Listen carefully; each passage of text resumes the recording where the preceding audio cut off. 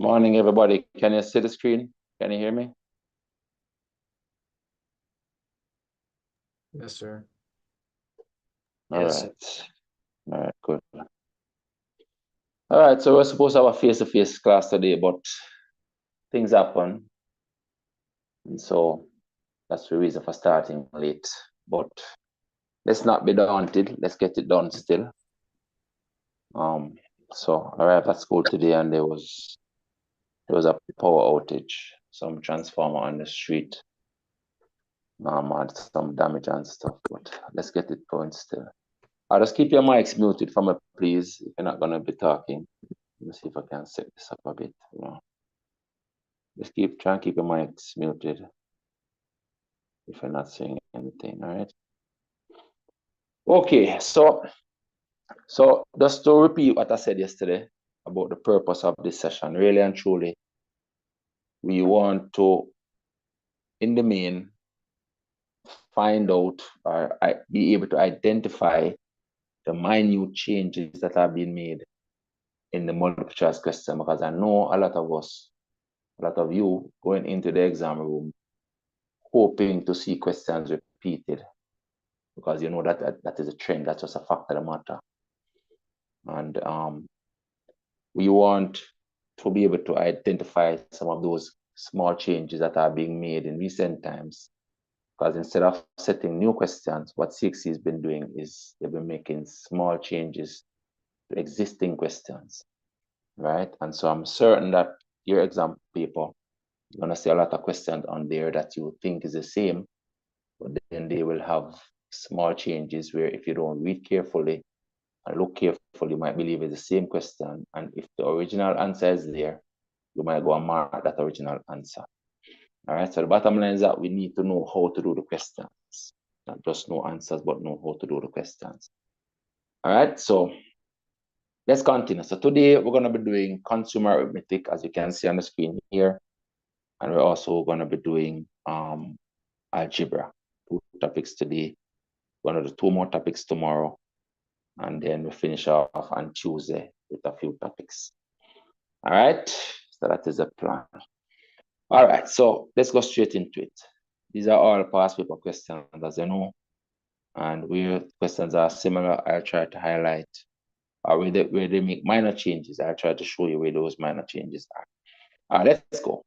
So this question says, for every $100 of sale or part thereof, meaning any part of $100, a salesman is paid $10 as commission.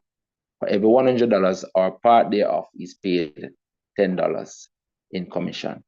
If his sales in a particular month is this amount, 1,220, how much commission will he be paid? So the first thing you want to do is break this out into $100. Remember, for every $100 is paid a commission of $10. So this amount of money can be broken out into $1,000 plus $20. That's what I want to look at it first. And for every $100 in that is paid $10. And there are 10 $100 in this. So we can write this as 10 times $100 plus this other $20. Just to start to break it down. And so if we're going to look at the commission now, he's paid $10 for each of those $100. So he's paid a commission. This commission now, let's call it C, will be 10 times $10, because he's getting $10 for each $100. And then he's getting, remember, he also gets $10 for every part. So he's also getting another $10 for this as commission. That's his total commission. So it's $10, which is $100 plus another $10. So he's getting $110, which is this. This is the answer right here. That's the answer.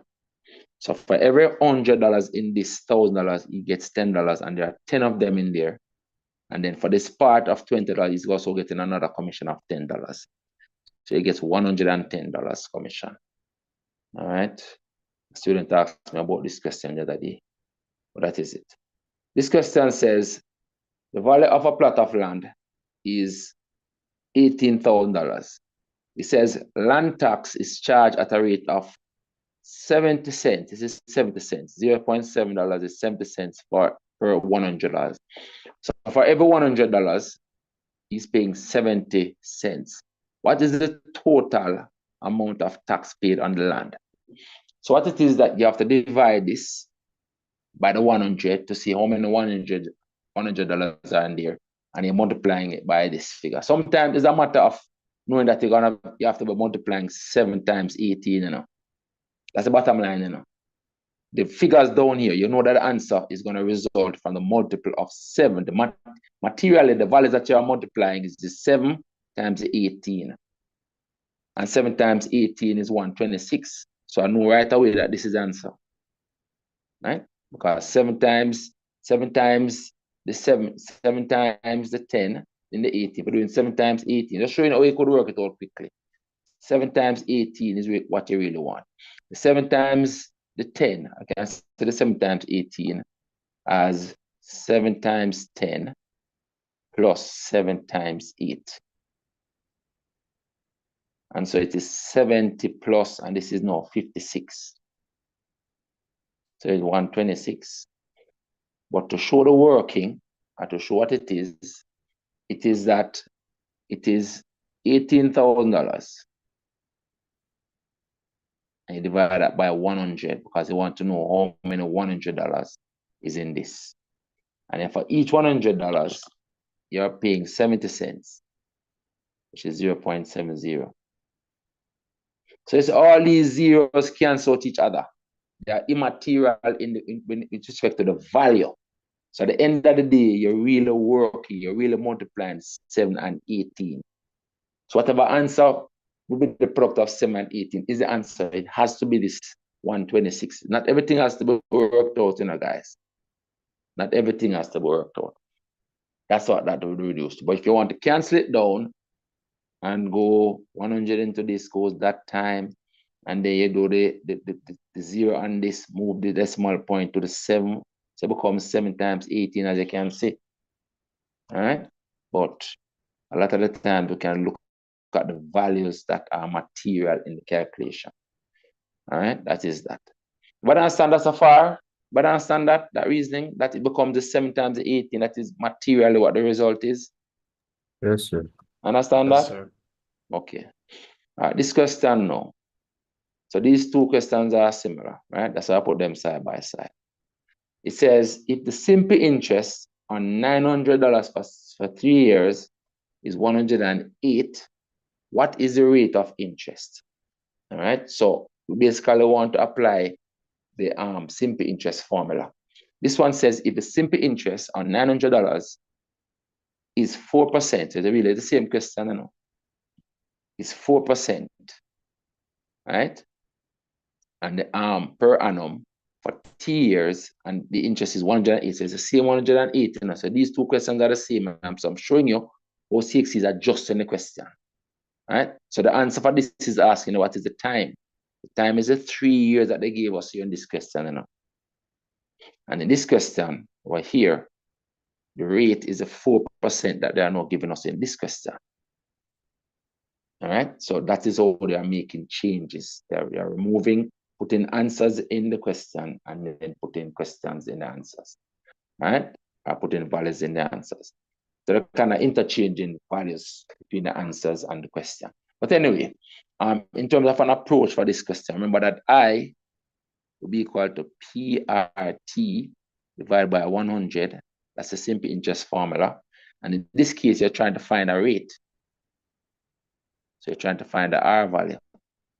So you transpose these values over onto this side. So the rate would be equal to 100 times the interest divided by the principal and the time.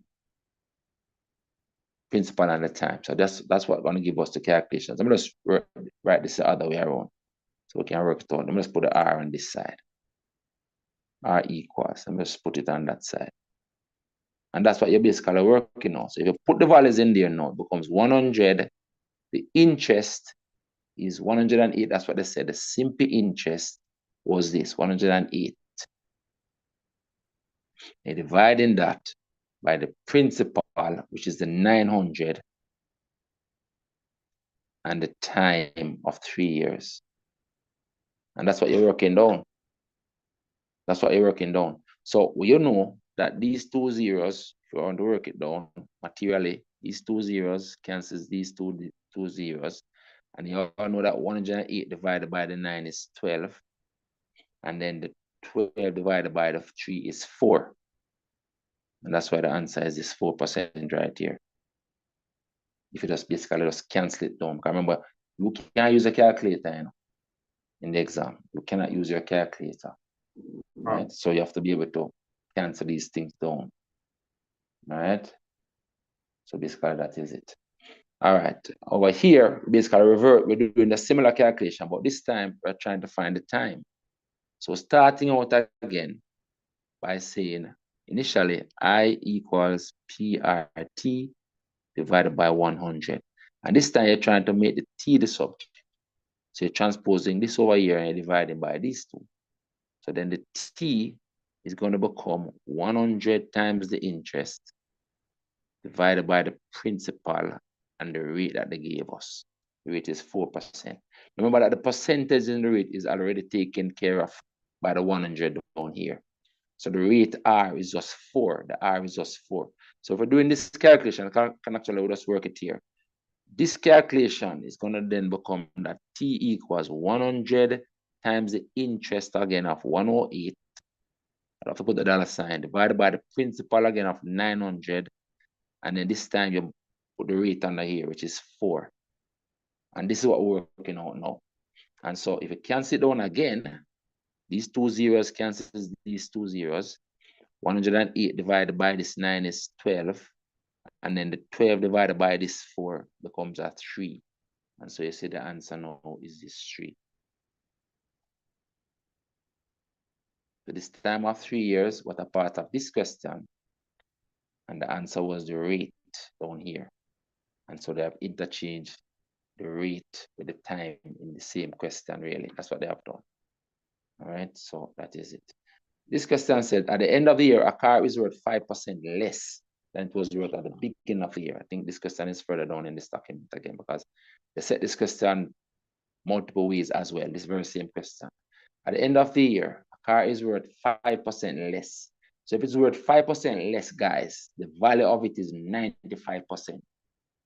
If it is worth 5% less, then the resulting value is 95%. So it is now 95% of what it was. All right? At the beginning of the year. So it's worth 5% less than it was at the beginning of the year. If a car is worth 9,500 in December, that's at the end of the year, then in January 2016, what is it worth? So let's say you don't know what it is. All you know is that 95% of the value in January is now equal to 9,500. 9,500. That is the mathematics. 9,500. That is it. 95% of the value is now this. And you're basically solving this now for the value. You're solving this for the V. It's a simple calculation because you have 95 here. Cancels with the 95 over here on both sides of the equation. And then they take this 100 and multiply it up here. Right? And so the value becomes $100. The $100, that this becomes $100, right? And put it this way. The value is now this $100 multiplied by this 100. All right, so that is 10,000. So the value, therefore, 10,000. And this is it. And I said, let's set this very same question where they give it the 10,000 in the question, and the answer is a 9,500. And we might see that question again later on. But that is that. But let's look at this one. So there's another question that is almost the same or similar. This one and this one that I have in the box. It says a man's regular wage, a man's regular pay is $3 per hour up to 40 hours. All right. So if you so the total payment is 3 times 40, for that period, $120. overtime is twice the payment for regular time. So the overtime therefore is $6. The overtime is twice. So the overtime rate is $6. All right. It says if he was paid this amount, $216, how many hours overtime did he work? So what it is that the regular pay plus the overtime pay is equal to this. So we can set it up almost like an equation. So the regular pay, let's set up like this. The regular pay plus the overtime pay is equal to this amount. That's what you know. That's what you know. All right. And what is the regular pay? The regular pay is 3 times 40. $3 per hour for 40 hours. Everybody know that that's 120. So I'm just going to write the 120 here. 120. Plus, what is the overtime pay? Remember, you don't know the overtime hours, You're trying to find the overtime hours. But the overtime rate is twice the regular. So the overtime rate is 6. So it means that the overtime pay is 6 times the overtime hours. We're going to call the overtime hours H. And I can try to find this H. And that is all equal to 216. And so this becomes a calculation. You're trying to find H from this. So you're going to have to subtract the 120, and then you're going to have to divide by 6. That's what you have to do. So the H becomes equal to 216 minus 120 divided by 6. Maybe it's going to just work that down. You can divide it down gradually, right? You can divide it down gradually, because the thing about this is that this can be divided by the 6, and this can be divided by the 6 as well, right? So, you can work it down gradually until you get the answer by whatever method. All right, so if I divide this by the 6, I'm going to get 36. I divide this by the 6 first. I'm going to get 36. Divide this by the 6. I'm going to get 36. I divide it by 6. Plus of the divided by 6, I'm going to get 20. So it becomes 36 minus 20 if I divide 2 by 6. And that is 16. The answer here is 16. You understand that, guys? Just want to know if you understand this. Understand this? Yes, sir. Huh? So you can go over it again. Go over it again. All right. Let's go over it again. I'm just trying to work my brain to see if there's maybe an easier way to explain it, but I rather don't. The fact of the matter, guys, that there are going to always be some questions on the multiple choice paper that you can look at and know the answer quickly, and there are going to be some that you just have to work out. Right? Another thing, sometimes if you're not sure, remember that answers are here.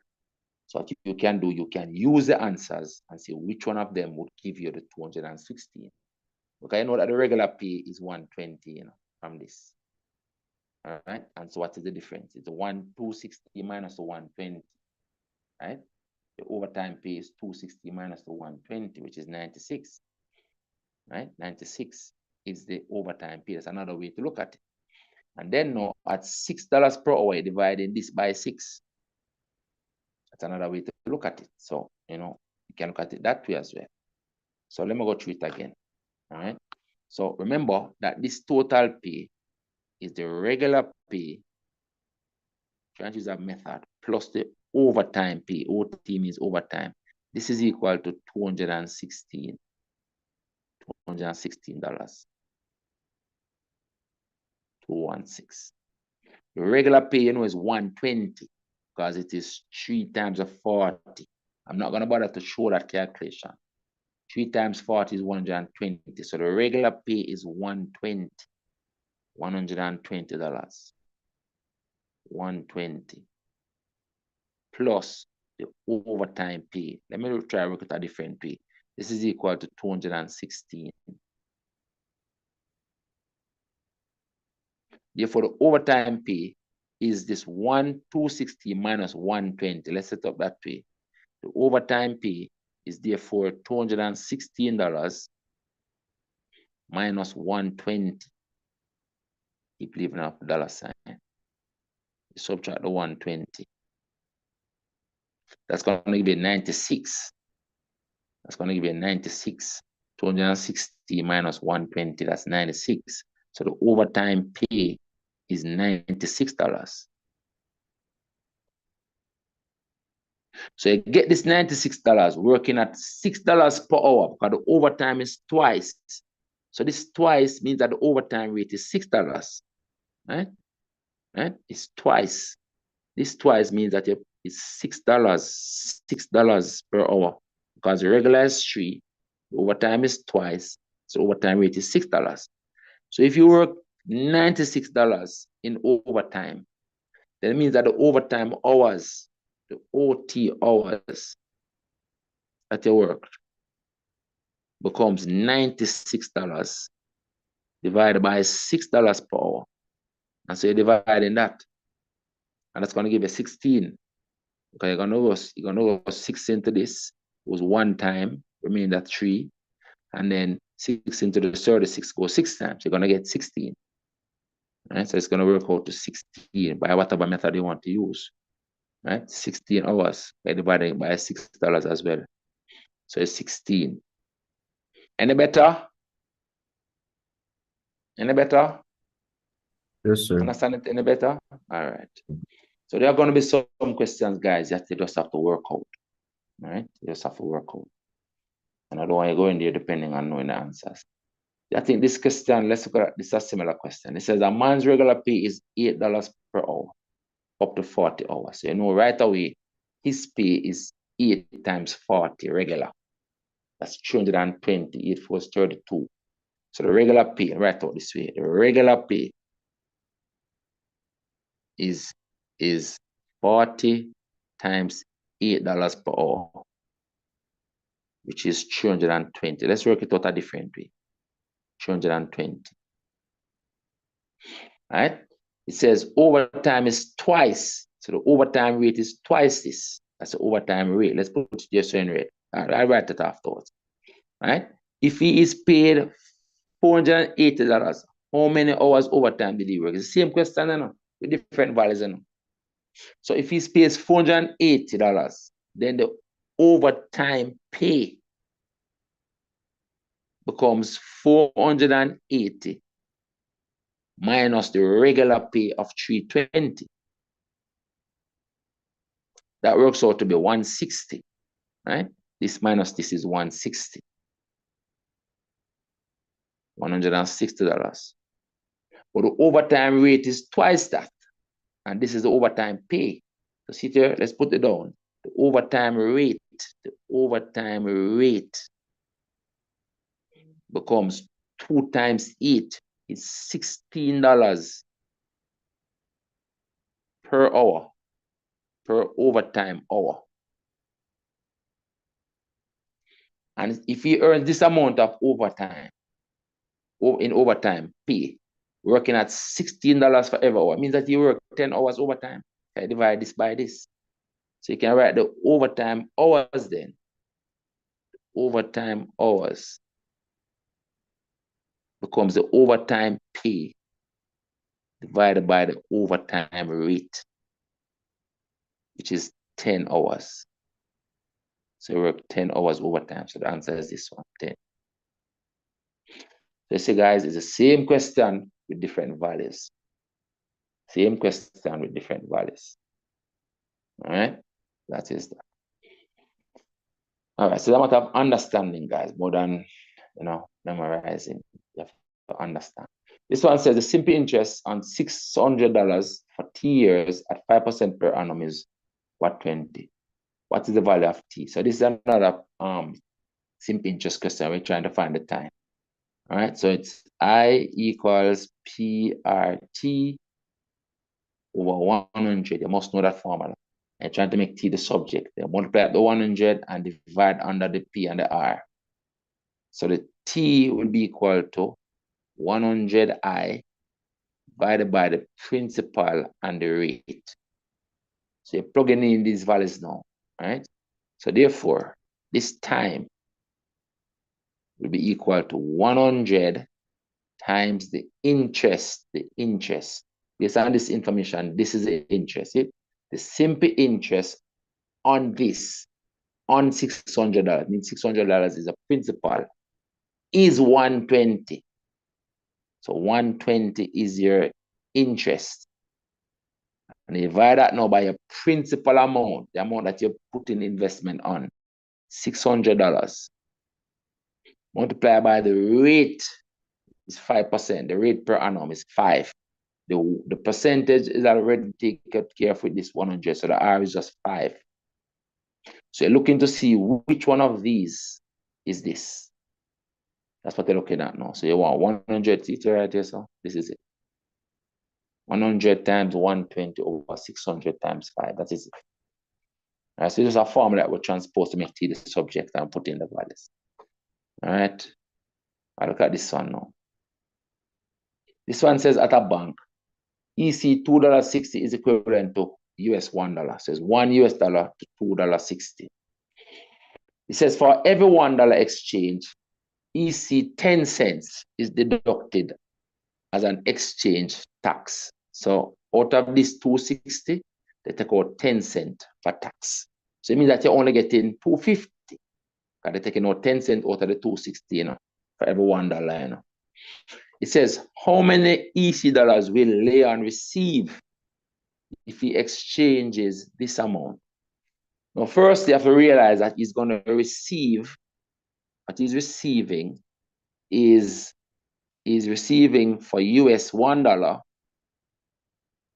Write it this way. He's receiving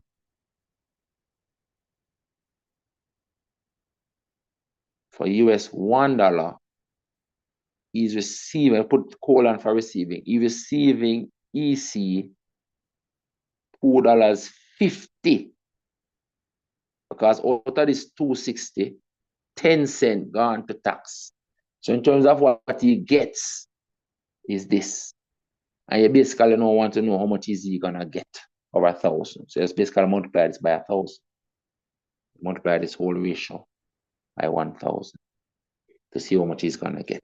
So the US $1,000, you're gonna multiply this by 1,000, which is gonna become EC 2500. To multiply this by 1,000, move decimal place 3 points to the right. You get that. All right, so this is the answer right here. All right, that is that. All right, next question. This one says, a calculator which is marked at $120 is sold for cash at 30% discount. So, guys, if you discount it by 30%, then you are really paying 70%. If you discount it by 30%, you are paying 70%. It says, how much change will Susan receive if she pays for the calculator with a $100 bill? Firstly, the amount she's paying, right? The amount she's paying, let's call that the price. Well, the price is actually 120, all right? So let's say she pays 70% times the 12, $120. That's what she pays, right? Or 7 times 12 is what? 84, right? So these zeros cancel. These zeros cancel. So you're really doing 7 times 12. So she's paying $84. So that's the price that she's paying, $84. 84. And she uses a $100 bill. So the change that she's getting, it'll be the $100 bill minus the $84 that she has to pay. That is $16 change that she's getting. So the answer is this one. But okay with that? But we go with that one? But I understand that. But I understand that she will get a discount of 30%, then she's paying 70%. So some people would have to, some people go to calculate the 30% and then subtract. You don't have to do that. You must understand that if you take off 30%, you have 70% left. Right? And in a multiple choice, that's what you want to do. You don't have to work out unnecessary values.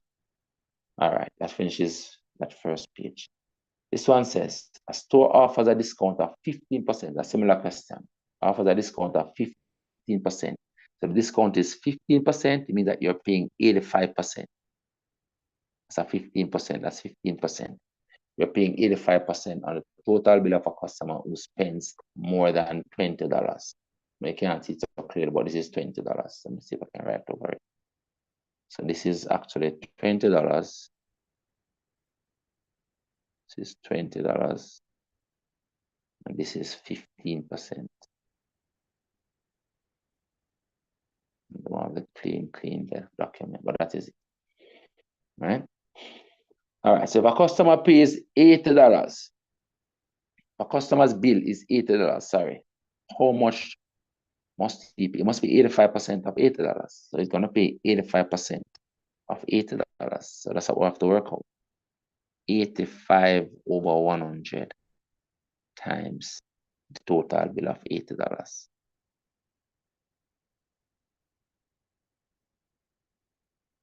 So materially, you're multiplying the 8 and the 85. Materially, to see which one of these values they're getting. 8 times the 85. Those are the material values that they're multiplying because the zeros cannot cancel. It's actually going to become 8 times 8.5. That's what it's going to become.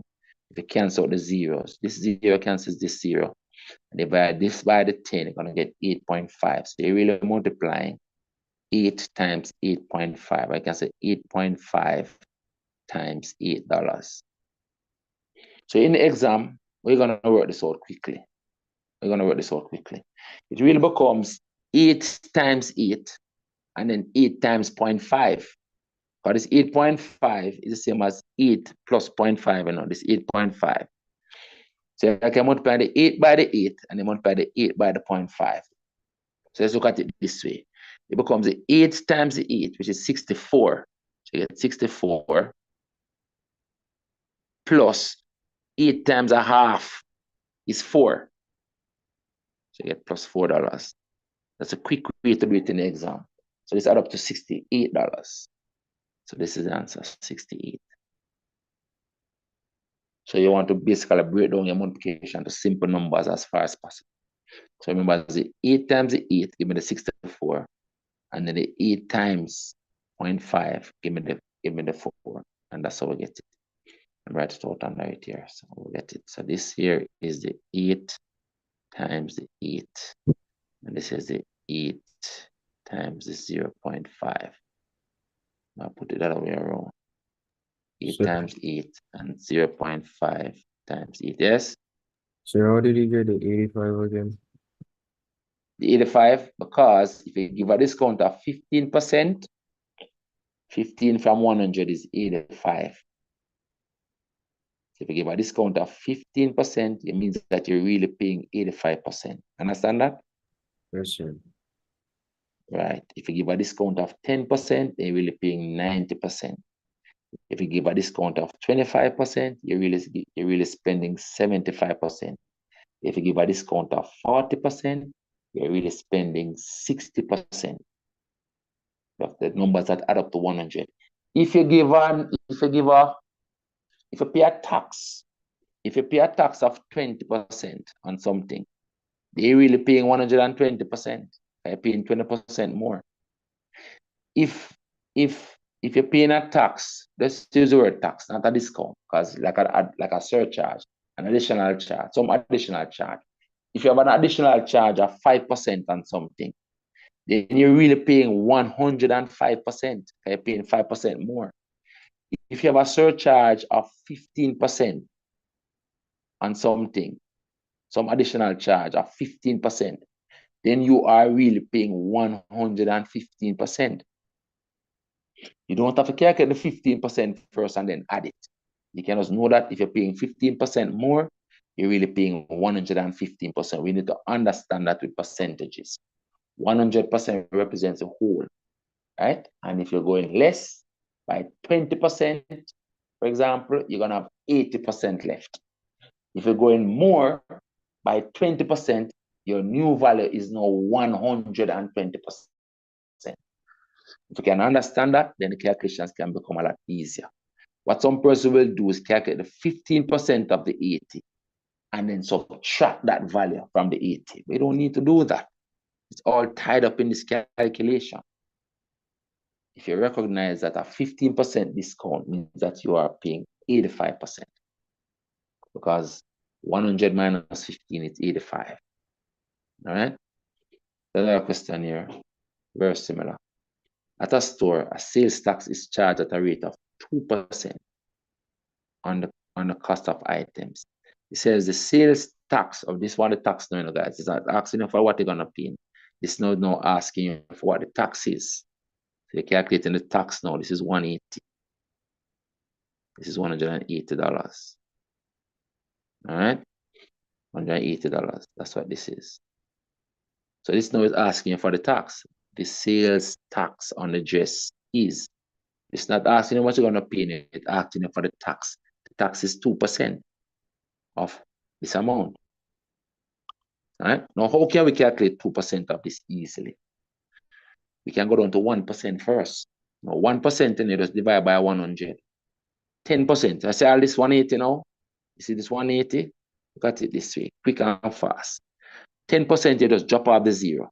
So 10% is $18. That's what 10% is, you know? And 1% is, it divides by 100 to get 1%, is $1.80, $1.8. We put a zero on it. That's it, you know? That's 1%. So if you want 2%, it means that you want 2 times this. So you double this to get 2%. So therefore, 2% is 2 times this. Everybody know that is $3.60, right? $3.60. $3.60. That is it. So the answer is this one, 2%. So this one, you don't have to calculate every time in the percentage. Remember, 1%, you divide the value by 100. 10%, you divide the value by 10. Simple like that. So if I have 500, for example, then 10% is 50. 1% is 5. So if I know, for example, that 1% is 5, then automatically 0.5% is half of this, 2.5. So you can work out half percentage is easy like that as well. Right? So 10% you drop off 1 0. 100%, 1% you drop off 2 of the zeros by dividing it by 100 to get 1%. Right? So that's why you can work these percentages kind of quickly sometimes. Right? You have to develop that. I look at this one now. This one says a man's taxable income is $20,000, meaning that he's paying tax on this amount. That's what taxable income means. He pays tax on this amount. All right? It says he, should be a he. He pays tax at a rate of 28%. Now this one easy enough. Okay, materially, it says the amount of income tax is 28% of this. If you're doing 28% of this, materially the values that you're multiplying will be the 28 and the 2. Because everything else is just zeros. 28 times 2 is 56. This is the only value with 5 and 6 in it. The answer has to be that. The answer must be this, you know, not everything has to be worked out. Because materially, the numbers that you have to multiply to get your answer is the 28 times the 2. The zeros cannot cancel out each other. All right? But in terms of the values that you're working with, that you're going to get, you must get a 5, 6 in the answer. Because 2 times 28 is 56. This is the only answer with a 5, 6 in it. So that must be the answer. And a question like this, I won't bother work it out. You know? That has to be the answer based on those values. Based on the values. If you want to work it out and show it, right? You want to work out the tax. The amount of tax. The amount of tax is 28% of this. So see there, it is 28 over 100 times the 20,000. A question like this, you really don't need to work out. A lot of the questions on the paper, you have to work out, you know. Remember, now, guys, when you're doing the questions, the answers on the paper, you should always give a look at the answers. There are some questions that just don't have to be worked out.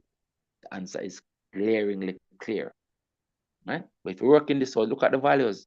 All these zeros cancel each other. They kind of cancel each other. So materially, you're multiplying this times that. So it has to be that this is the answer. Not even going any further. It has to be that this is the answer that I've marked. That one has to be. All right? Based on those values.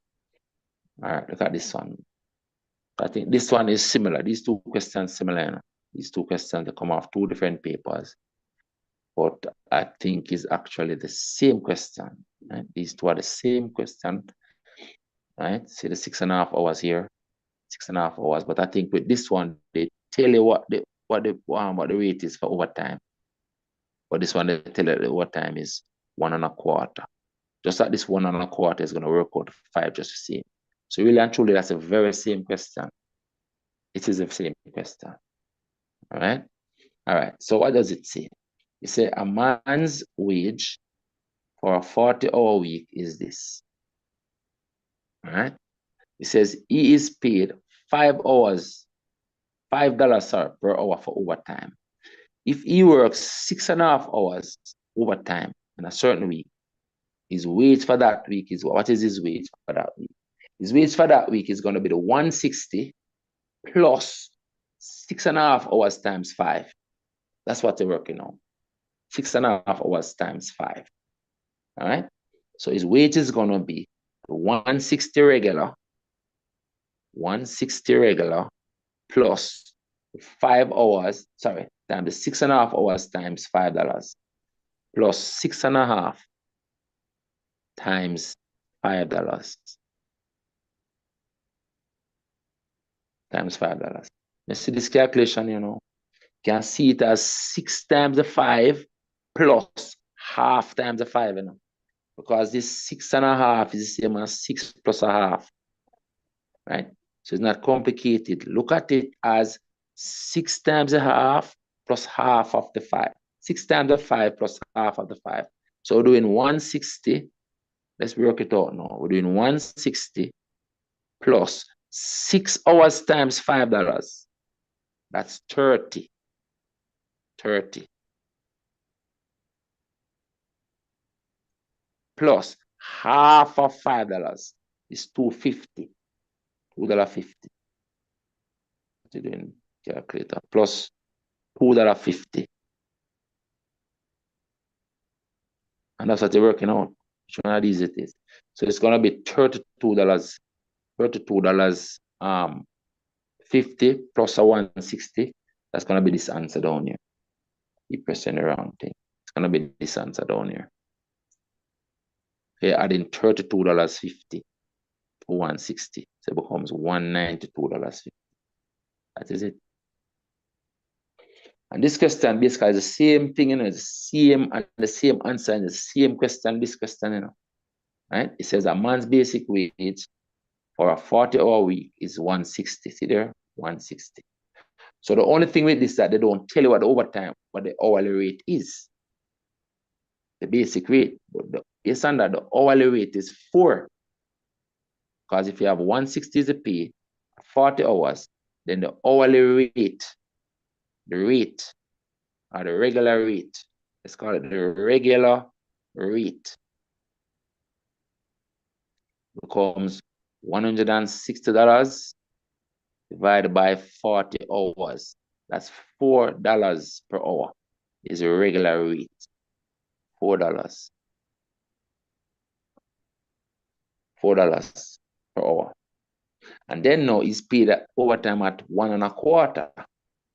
So the overtime rate of pay becomes 1.25. 1.25 times 5 times $4. That's going to become 5. 1 is 5. 1 times the $4 first. Exam can use a calculator. That's $4. Plus a quarter of $4 is $1. $1. that becomes $5. That is the overtime rate. And he's doing 6.5 hours overtime. So the calculation now becomes the same as this. After we get this overtime rate, the calculation becomes the same as that. So I'm just going to say, then do this. I'm going to say, then this. It becomes the same calculation. Just that for this one, you have to calculate the regular rate, and then from the regular rate, you have to calculate the overtime rate. They're not telling you in this question, but it's the same question really and truly. And so the answer is the same answer. But the same overtime rate, $5, but they gave it to you in the question. It is the same 6.5 hours of overtime. Same 6.5 hours. It is the same 160 regular. And it's the same 40 hours week. So it's really the same question, but I'm gonna hide the information in it. So then you're gonna do the same calculation and answer is gonna be the same. But good at that? Yeah. Mute the mic, please. Mute the mic when you come on, please. Everybody okay with that? Yes, sir. All right. Good. Let's continue. Should we understand that? Yes, sir. All right. You're tell the part saying not necessarily ask. Then not necessarily. Zachary, mute your mic. Zachary, mute your mic. Yeah? Zachary, mute your mic. All right. This one says, excluding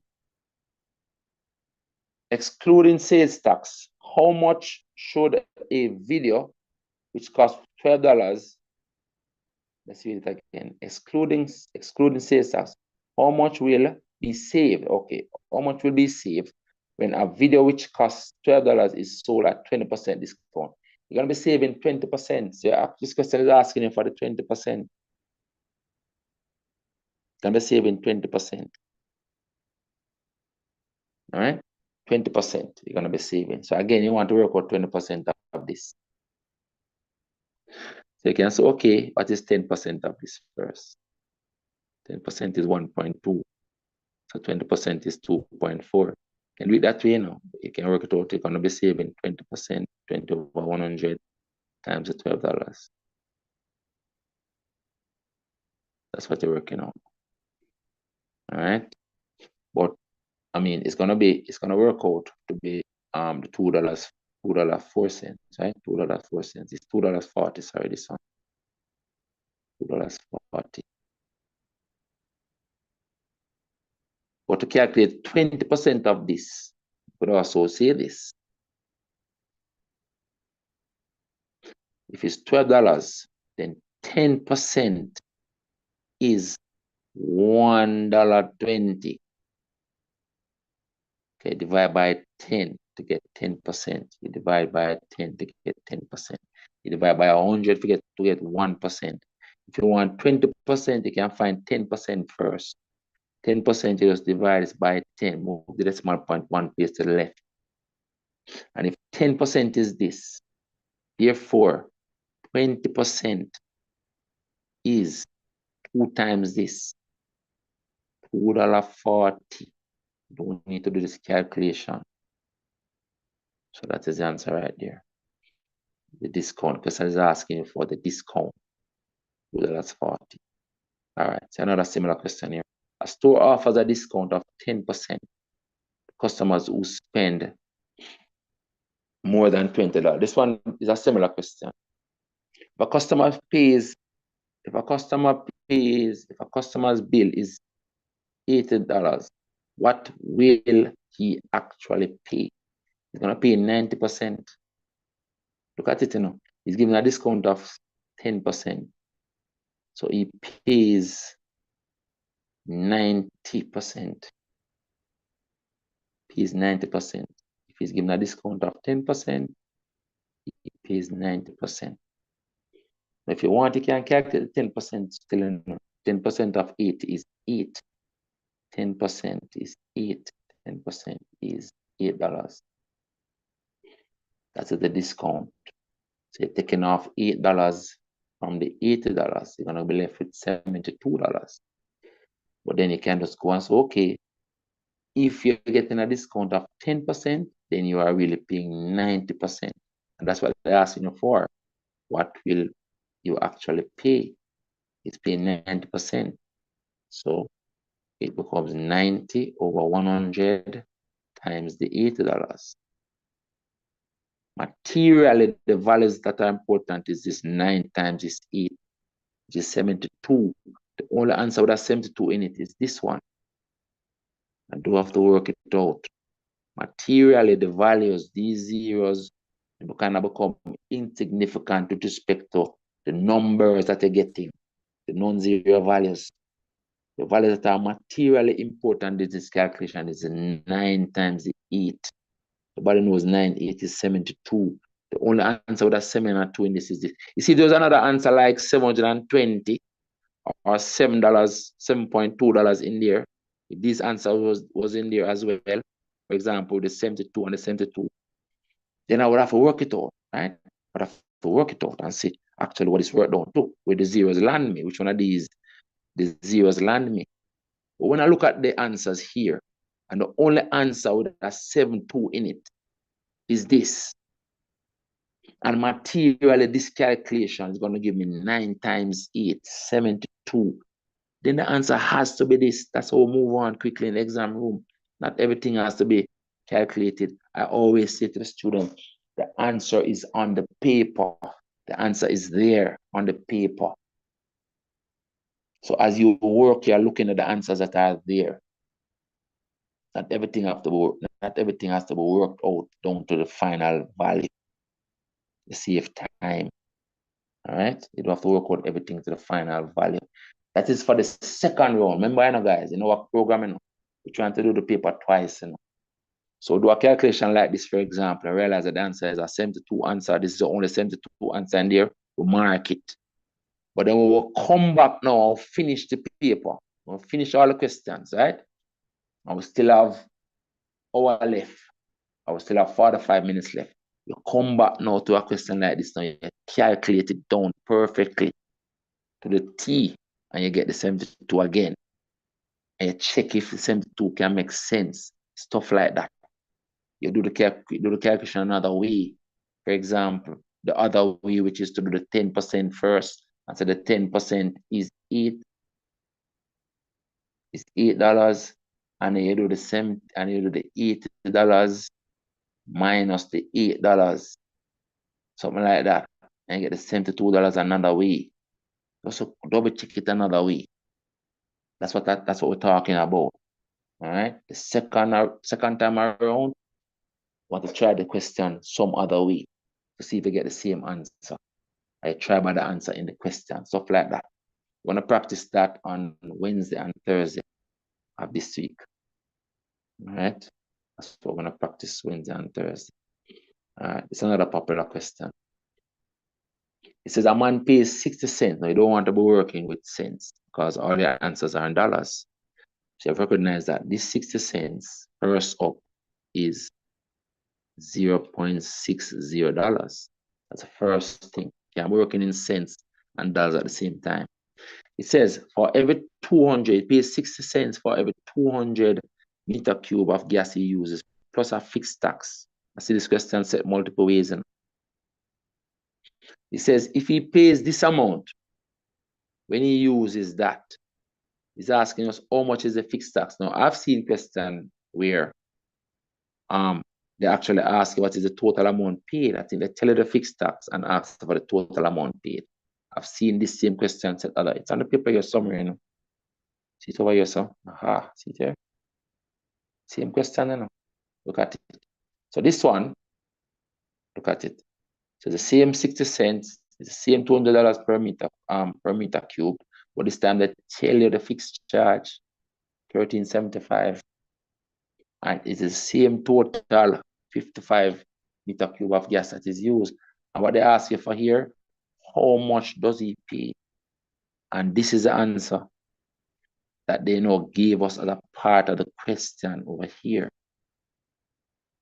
And this time now the answer that this value that they gave us in the question is now the answer down here.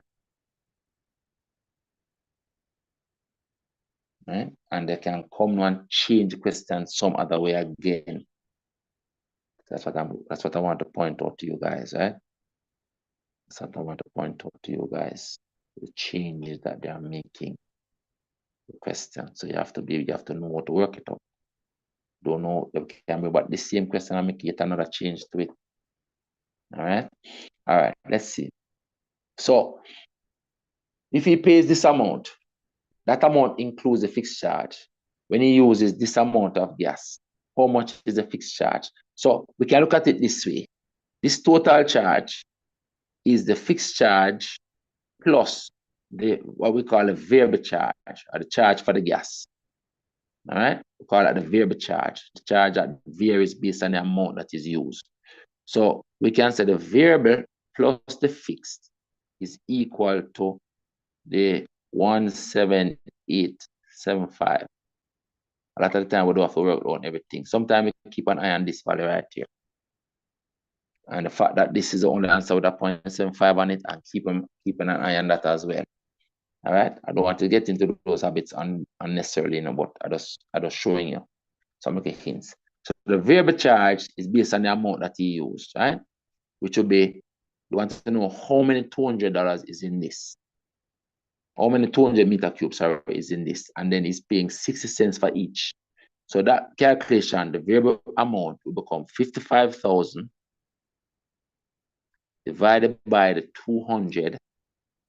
That's it. That's a number of 200s that is in this. And if each 200 is paying this, is paying that, which is 0.60 plus the fixed charge, that's going to be equal to the 178.75. So when you calculate this, you just need to subtract it over there, and you have the fixed charge. That's what it is. So you need to work out what this is.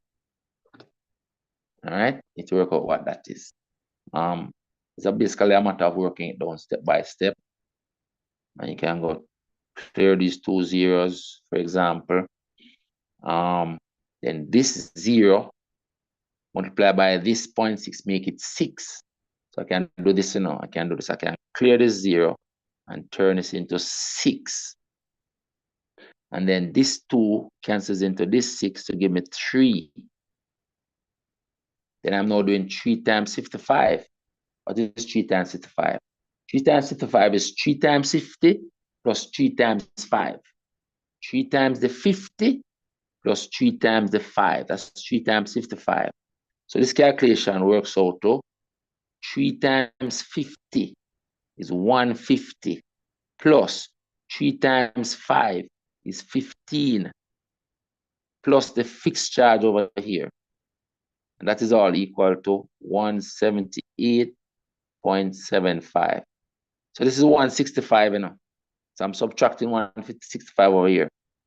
Keep pressing the wrong thing on this device, man. Sorry about that. So it means that my fixed charge becomes 178.75 minus a whole number of 165. Watch this now. I don't have to work this out now, because I'm doing a number with 0.75 minus a whole number. So the answer must have a 0.75 on it. This is the only one with a 0.75 on it. So this has to be the answer. I don't have to work it out. A number ending in 0.75 minus a number ending in 0.00, essentially. This one. The answer must have about that 0.75 on it. Must. This is the only one with a 0.75 on it. So that has to be the answer. But if you work it out, you're going to get it.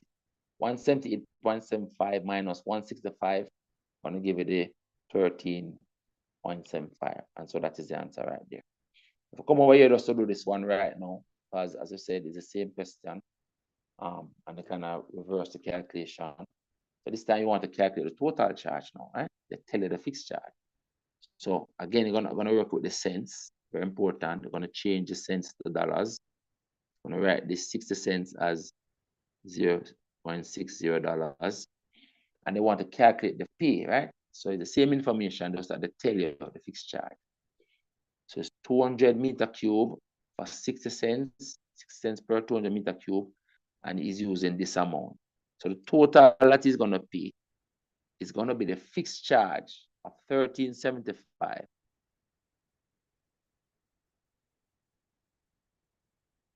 plus the variable amount, the amount that he's paying for the amount used. 55,000 divided by that is the number of 60 cents that he's paying. So it's 55,000 divided by 200, and then you have to multiply that by the 60 cents, which is $0.60.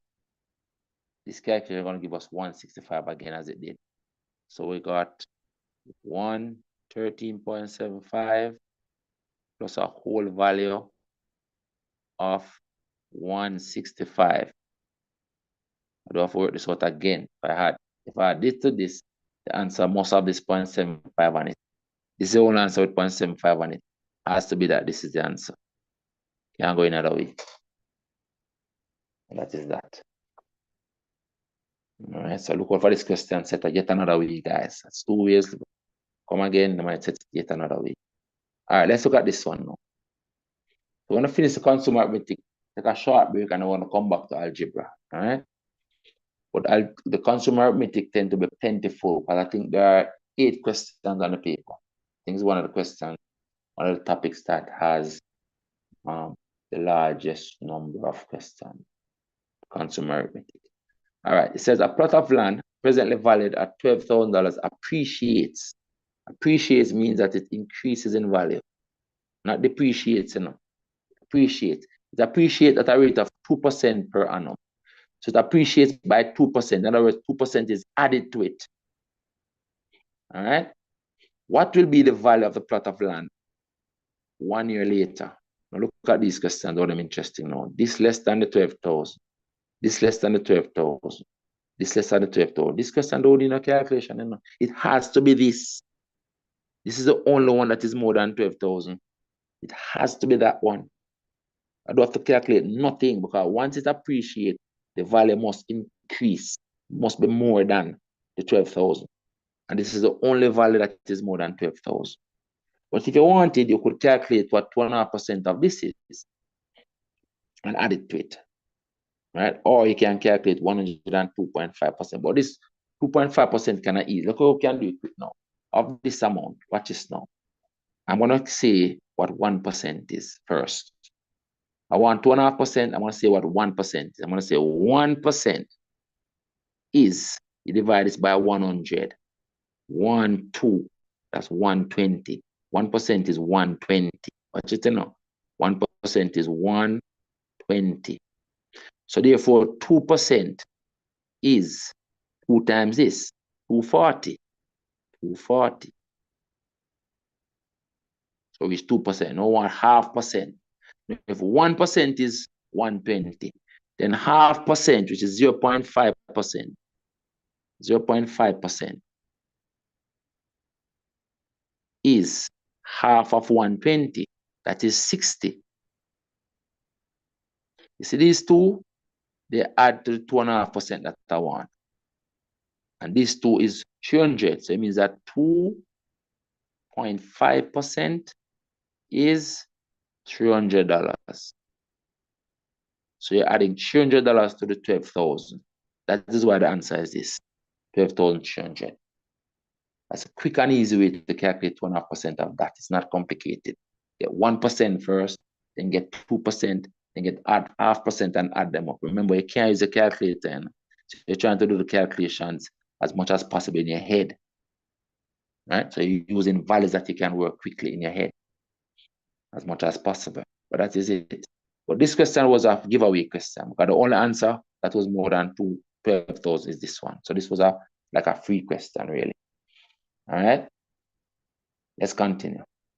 So this one says a loan of $8,000 is paid back in 2 years in monthly payments of $400. So 2 years is actually 24 months. That's what I realized. That's 24 months. Why am I focused on that? Because I said in monthly payments of $400 each. So you paid $400 24 times.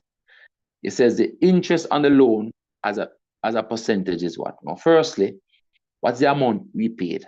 Total we paid. So amount paid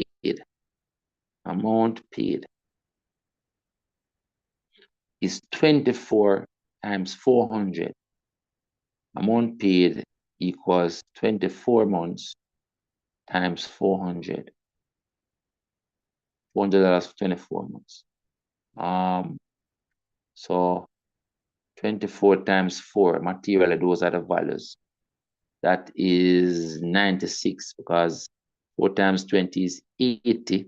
4 times 4 is 16, right? So that's 96. And you put on what these two zeros. That's 9,600. 9,600. So you pay this, but this is the amount that you borrowed. This is $1,600 more than that. So the interest is $1,600. So you can write that the interest equals $1,600. Let's write it out. 9,600 minus the 8,000. That is the interest, which is 1,600. Question is asking us the interest on the loan as a percentage.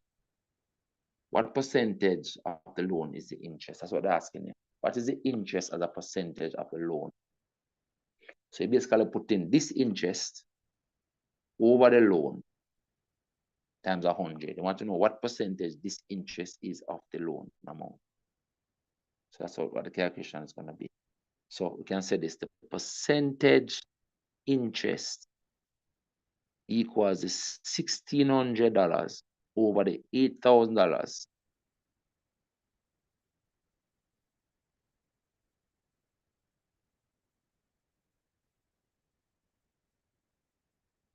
Multiplied by 100.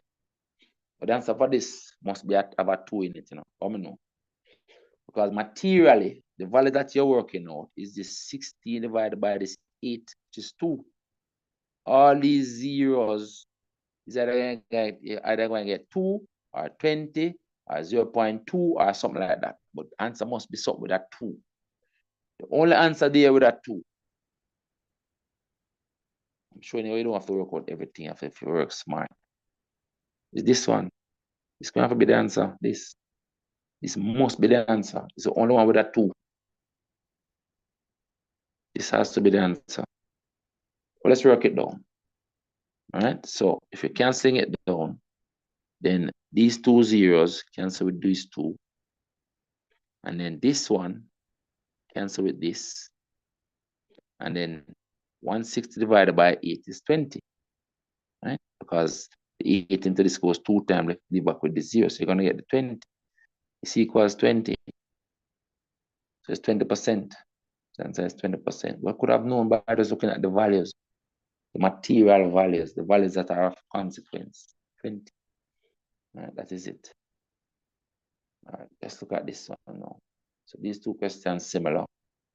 These are different questions from a different paper than this one, right? All right, let's put a box around this one. Let's put a box around this one. A different question. All right, looking this one up here first. It says an article bought for $125 was sold for $175. So it sold for $50 more. It says the profit as a percentage of the cost. This one kind of easy because the profit is clearly $50 from $125 to $175. The profit is $50. So it becomes $50 is the profit divided by the original amount, which is $125. I multiply that by 100. That's what you're working on. That's what you're working on. All right. So we can say 25 into this goes 2 times, and 25 into this goes 5 times, and then 5 into this goes 1, and 5 into this goes 2, and so the answer is 40% if you work it down like that. 40%. Sir, did you subtract the 175 from the 125 and the 50? Say that again. Can't hear us. Speak up again. Did you subtract the 175 and the 125 to get the 50? To get the 50, yes. Because if you buy something for 125 and you sell it for 175, then the profit clearly is 50. Let me write it out here. So the profit clearly is $50. So some values you don't really have to work out. Because from 175, from 125 to 125, clearly the profit is 50. So the profit is clearly the amount you sell it for, 175, minus the amount you bought it for, 125. That's how we get the $50 profit. And you put the $50 profit over the original amount. You want to know what percentage you made on the original amount. All right? Remember, this is a cost price, and you want the percentage of the cost price. Right? So you put it on the original amount and you work it out. That's 50%, 40%. All right. This one down here. It says an article is bought for, say, 125, but this time it's sold for 100, so that's a loss. See here, it says the loss as a percentage of the cost price. No, it's a loss you have. The loss is $25. It's $25 you have no, a loss. Let's write it out. The loss is 125 minus the 100. Listen to the calculation, and you can look at this and know. That's a $25 loss. You want to know what percentage this is of the original amount. Remember, it's always of the original amount, guys. So the percentage loss,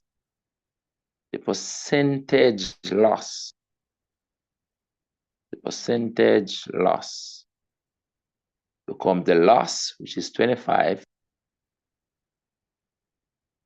over the original amount of 125 multiplied by 100. That is it. All right, and this is 1/5 of this. That is 1/5.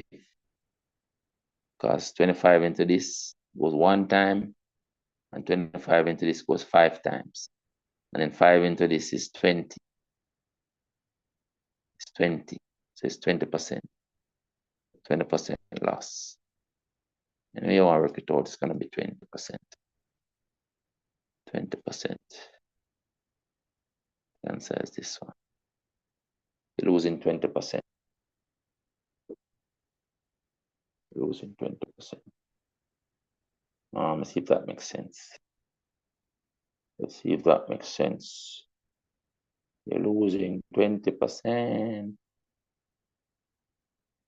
Yeah, you're right. Because look, see, if it's 125, look, 125, but 10% is $12.50. I'm just checking if the 20% makes sense. That's what I wanted to do when you're going back to the paper the second time. Check if the answer makes sense. If 10% is $12.50, then 20% is twice, 2 times this. 20% is $25. 2 times 12.5 is $25. It's $12.50. $25, yeah, and the loss is 25. So the answer is correct. That's the kind of check I want you guys to do, as I just did a while ago. Kind of check your answer if it makes sense. All right, that's what I want you to do in the exam on Friday. When you finish and you're going back through, kind of check if the answer makes sense, right? All right, that finishes that. How much page I have left? There's a lot of consumer arithmetic questions, and you see that? Watch it there. So let me see if I can move a little faster. So I don't want this to be a very lengthy session. We're down 2 pages already. On the 3rd page now. I don't want to be very lengthy because I want everybody to be able to focus and actually get this thing right, right? This question says, give us information in this table about insurance rates and so on. It says house insurance is 25 cents per $100. So for every $100, 25 cents. Again, you want to recognize this as dollars. 0.20, 0.25. Why is it looking like that? Too small. All right, and this one is 50 cents, half a dollar, right? Which is $0.50 for every $100, right? That's it, that way. It says, how much will a person pay for insurance if his house is valued at 50,000? So remember, the house rate is this amount for every $100, you know, and the content is this amount for every $100. All right. So I want to work out how much he's gonna pay. All right. So look at it this way now. So you want to know how many $100 is in this, and for each $100 paying 25 cents. So the housing part is going to become 50,000 divided by 100. That's the number of $100 that is in this. And then for each one, you're paying 25 cents, 0.25. Put the dollar sign on it. Plus the content insurance now. So the content insurance, this is the total amount of insurance, of the value, sorry. And you want to know how many $100 is in it. So divide that by 100. And you multiply that now by the rate for every 100, which is 50 cents, half a dollar. All right, so 50 cents, so 0.50. 0.50. This becomes a calculation. This is what you're working on. This is what you're working out. 0.50. All right, let's see now. So materially, for this one, you're really working out 5 times 25. You know? Right? That's what it is. So that's 125. And materially, you're really working out 5 times plus 5 times 1, which is 50. Looks like 175 is the answer. But let's work it down. All right, let's work it down. In the exam, you can't use a calculator, you have to work it down. All right, so 2 of these zeros, we cancel 2 of these zeros. You see them 2 0 here? It's going to turn this into 25. Because these 2 zeros are going to move decimal point 2 places to the right. So this calculation becomes 5 times 25. So step by step for you. It becomes 5 times $25. That's what this calculation becomes. Plus this one over here now, if you work it down. So these 2 zeros cancels these 2 zeros, and then these 2 zeros move the decimal point 2 places to the right. So this whole calculation then becomes 50. Right? So over here, so it's going to become 50. This is 125 plus 50, because 5 times 125 is 125. 5 times 25 is 125. This is $125 plus $50. That's $175. That's the answer. All right, so I say sometimes you just have to work them down gradually. But understand that calculation? But okay with that? There's another popular question, comes quite often. I don't want them to change it and then you have a problem. To make a change, and you have to be able to work it out. What I did here, I worked out how many $100 is in the 50,000. And then for each of them, you're paying 25 cents up here. Then I divided 10,000 by 100 to see how many $100 is in this 10,000. And for each of them, you're paying 50 cents right here. That's why I multiplied out that. And then I just cancel down the values. All right, cancel down the values. Now let's see if we can move a little faster now. So we're doing algebra today as well. All right, this question says simple interest on a sum of money invested at 5% per annum was $90. What is the sum of money invested? So this question is asking for the principal, you know. It said the simple interest on a sum of money invested at 5% for 2 years is this. So this is the interest. This is the I. This is the R. Put the I on the next side. So this is the I. This is the R. And this is the T. And they're asking you for the P. This question is asking you for the principal. So if we look at it, remember, let me just work it out in a different color. Remember now that I is equal to PRT divided by 100. This time trying to find the principal.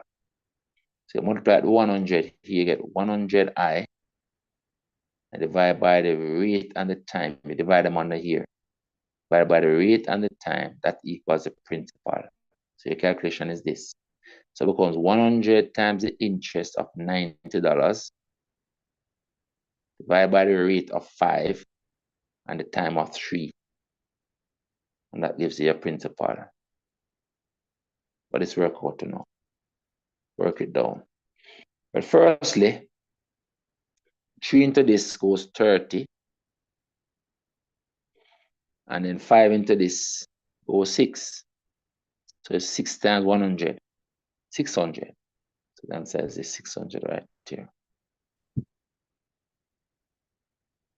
That is it. You just have to cancel down the values, guys. Another similar question here. If $7,000 is borrowed, so that's the principal amount, at a rate of 5% per annum for 3 years, what is the simple interest? This one's straightforward. They're asking for the I. So again, the I equals PRT divided by 100. So we're calculating $7,000 times the rate of 5. Put the times on it. Times the rate, which is 5, times the time of 3 years, and dividing that by 100. So materially, you're multiplying 35, 75, 35 times 3. So materially, these values, you're working out 35. So you see it's kind of risky because you have 105, you have this, so you have to kind of be careful now, right? Because this is giving me 105, you know. 35 times 3. 35 times 3, because the 7 times 5 is 35. I'm looking at the material values just to show you what you have to do. 35 times 3, that is 105. I have 105 here, but I have another 105 with a 0 here. So I have to go and work it out and be careful. Right? You have to be careful now. So you have to see which one it actually is. So these two cancel with these two. So I can see that the answer is this one, you know, because the 7 times the 5 times the 3 is 105. And you have the 0 to add on to it. Right? So this is the last one. This is the answer down here. Right? Because you're really working out, you're really then working out 5 times 70 is 350. You're working out 350 times 3. So this can be the answer. This will be this one. All right. Next question. A dress which costs $180 is being sold at a discount of 10%. The amount of discount is 10%. Easy. 10% of this is $18. 10% is the discount. The amount of discount is 10%. They're asking how much you're paying for the dress, you know, they're asking for the discount. Discount is 10 over 100 of $180. But if you want 10% of this guy, just drop off the 0. 18. So this is it. Easy. This one easy. All right. This one says, see, same question, but instead of 180, now they put 1,800. Same to 10% they're asking you for. So look at it, guys. A lot of people are gonna see this question and remember this question, but this is one that they get now. It's not $180 this time, it's 1,800. And see, the 18 answer that is here is also here. See there, but that is the wrong answer this time. This time the answer is 180. And that is another example where you have to be careful. You want 10% of 1,800 this time. So that's why you have to read carefully. Don't assume it's the same question. 10 over 100 times this time is 1,800. So you're dropping off 180. All right, so it's not 18. So this answer is 180. All right, see the left, the original answer there, 18, which is wrong. All right, so don't get caught by stuff like this, please. Please, I beg you, please, please, please. Don't get caught. All right. Next question here. Here it says, the cost of a refrigerator is $18.50. A buyer who is given a discount of 5% for a cash purchase, he is going to pay 95%. He's going to pay 95%. Or if you like, since it's this kind of value, you can take out the 5%. Right? You can take out the 5%. So you can say, okay, let's look at it this way.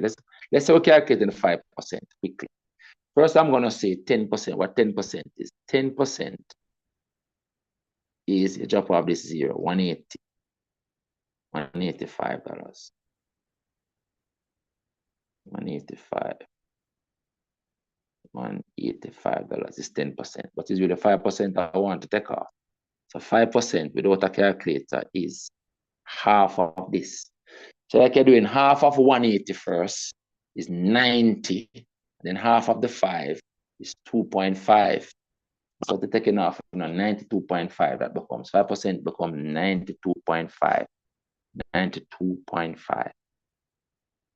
$92.50.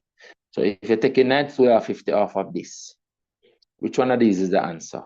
These not it, you know. It can't be this one. It can't be this one. It has to be one of the one with 0.5. All right? And it can't be this one either, because that one more than this. So the answer has to be this one right here. You don't have to work out everything, you know. It has to be this. Has to be. Has to be that one. But understand that? What do you go with that? Yes, sir. Students, understand the reasoning why we say we don't have to calculate out this thing fully. We don't have to go no subtract it. You can look at the answers and know. It has to be an answer with a 0.5, but taking off this 92.5 from this 1850. So it has to be one of the answers with the 0.5. That's the first thing. So you know that it cannot be this one, but this two having the 0.5 on it. And it cannot be this one. But then it also cannot be this one, because this one is more than that. You are removing, you are subtracting, you're discounting. So it also cannot be this one. So by a process of elimination, this is the answer. All right, so we can work it out that not everything has to be worked out. Not everything has to be worked out fully. But let me just complete the calculation and say phase 1850 minus the 92.50. Remember, guys, you could have also just calculated 95%, right? Could have also just calculated 95% to get that answer. You're going to get the same answer right here if you calculate 95%. But 95% just look kind of cumbersome on this number to calculate. Believe me, that's why people go for the 5% and then subtract it. All right, this one says, if TT $6 is equivalent to US $1, then what is $15 TT? What is $15 TT? You can basically build it up, you know, build it up. So you can say TT to US. It's like do it like a ratio, right? TT to US is $6 to 1. $6 to $1.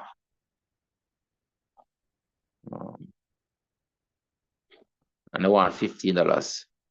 Well, this can be looked at as 15 being 2.5 times this. You know? The answer is $2.50. You know? Because 15 is 2.5 times that. 2 times this 1.5. The answer is this one. Look at it. But what you could do is build this up to the 15. So we could say, okay, since $6 is $6 TT is 1. You can't use a calculator, remember? So we're thinking as if you can't use a calculator, right? I want 15. So firstly, 2 times this is 12. So we're going to say, okay, $12 $12 is therefore 2 US, right?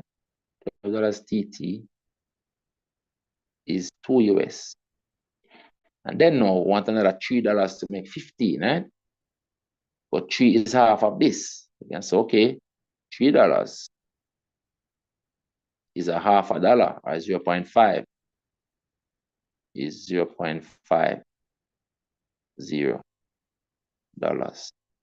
So the 12 plus 3 is 15. So you're adding these two to get the $15, adding them.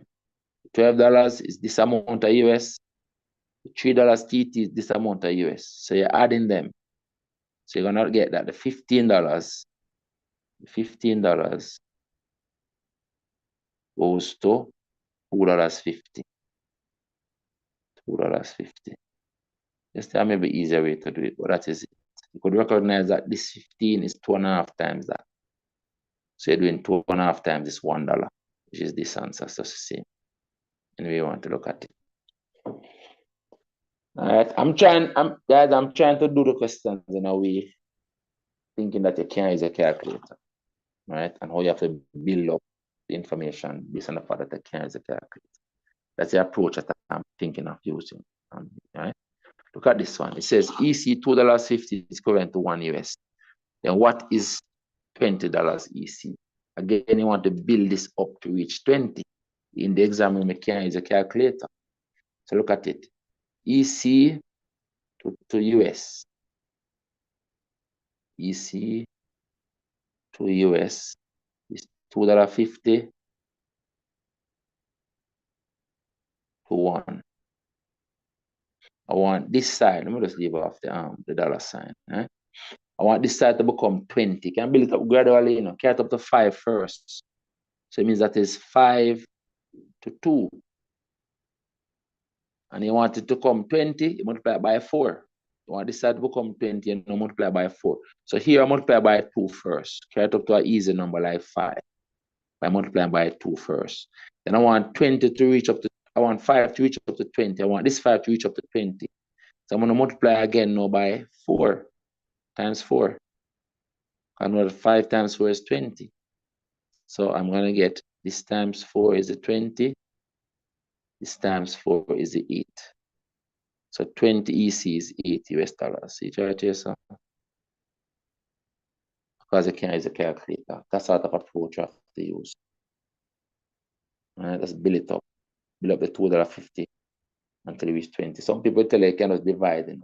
Just divide the 20 by the 2.5. All right, but I think it's easier to just build it up, just multiply it up gradually until you reach the 20 EC and see what US it is. Do it like a ratio. All right, I think we did this question earlier. At the end of a year, a car is worth 5% less than it was worth at the beginning. If a car was worth 95%, 9,500 in December, what was it in January? We did this question earlier, and the answer was this. We did it earlier, so I'm not going to do it again. I run out of time. This one says, at the end of the year, a car is worth 5% less than it was worth at the beginning. Same question, but this time double the values. It says, if a car is worth now 19, 19 is 2 times this value. All I've done is double that value. That's in December. Then what is it in January? This amount. Twice as much. But let's say I have to work it out. Let's say I have to work it out with these values now, right? So a car is worth 5% less. He said if a car is worth 19 in December, that's after the discount, what was the value in January? So I'm gonna say 95%. 95 over 100. I'm gonna say 95 over 100 times the value in January is equal to the value in December of 19,000.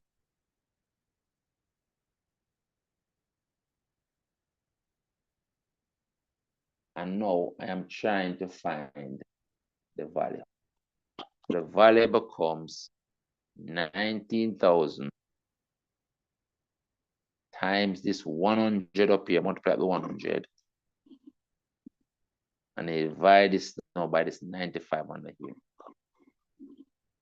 So them number are not so pretty. So you have to cancel it down gradually. You're still gonna get the 20,000 when you divide it down. 19,000.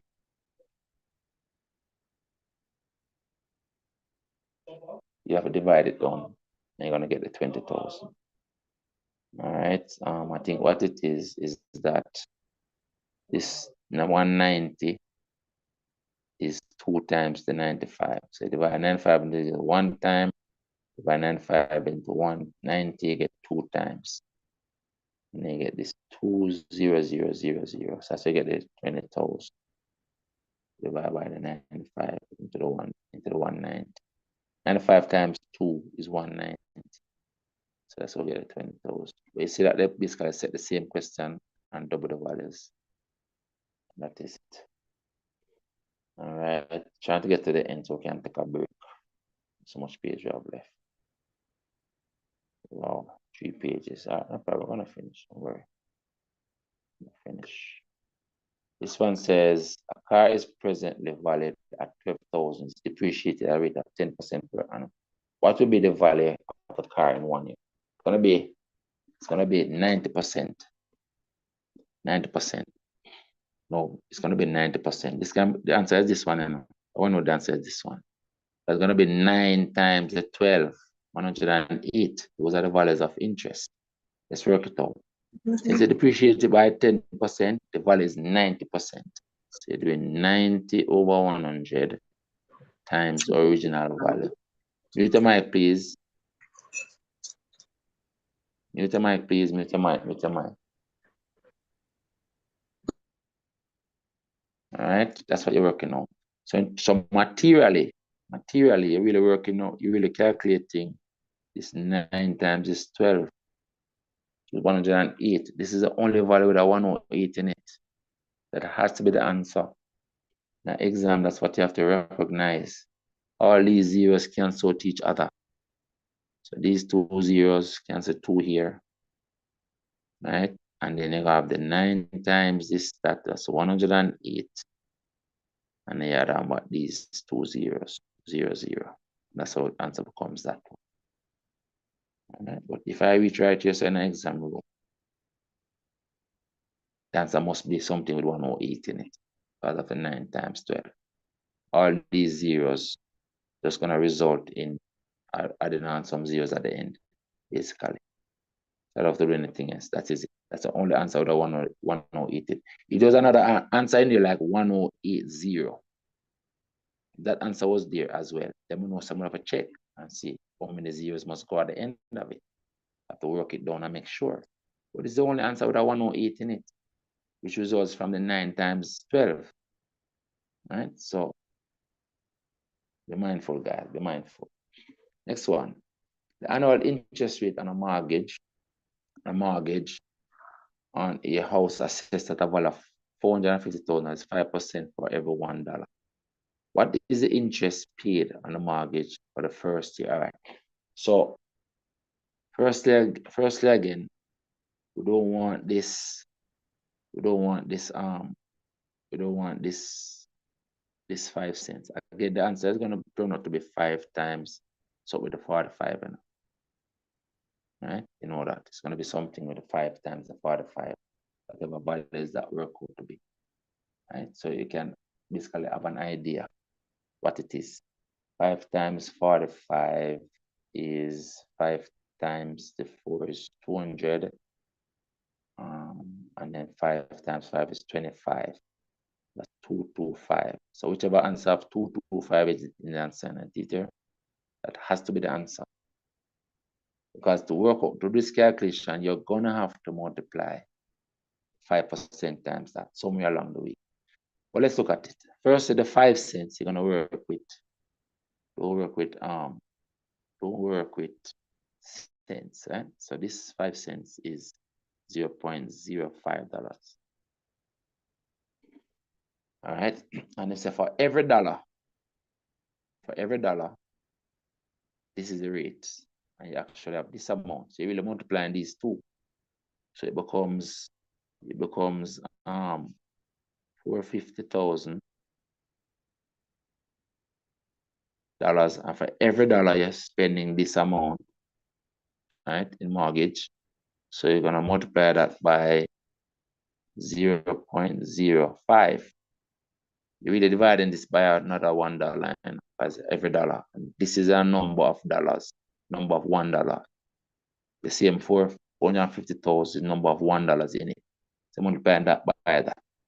That is the calculation. So again, materially, I'm multiplying the 5 times this.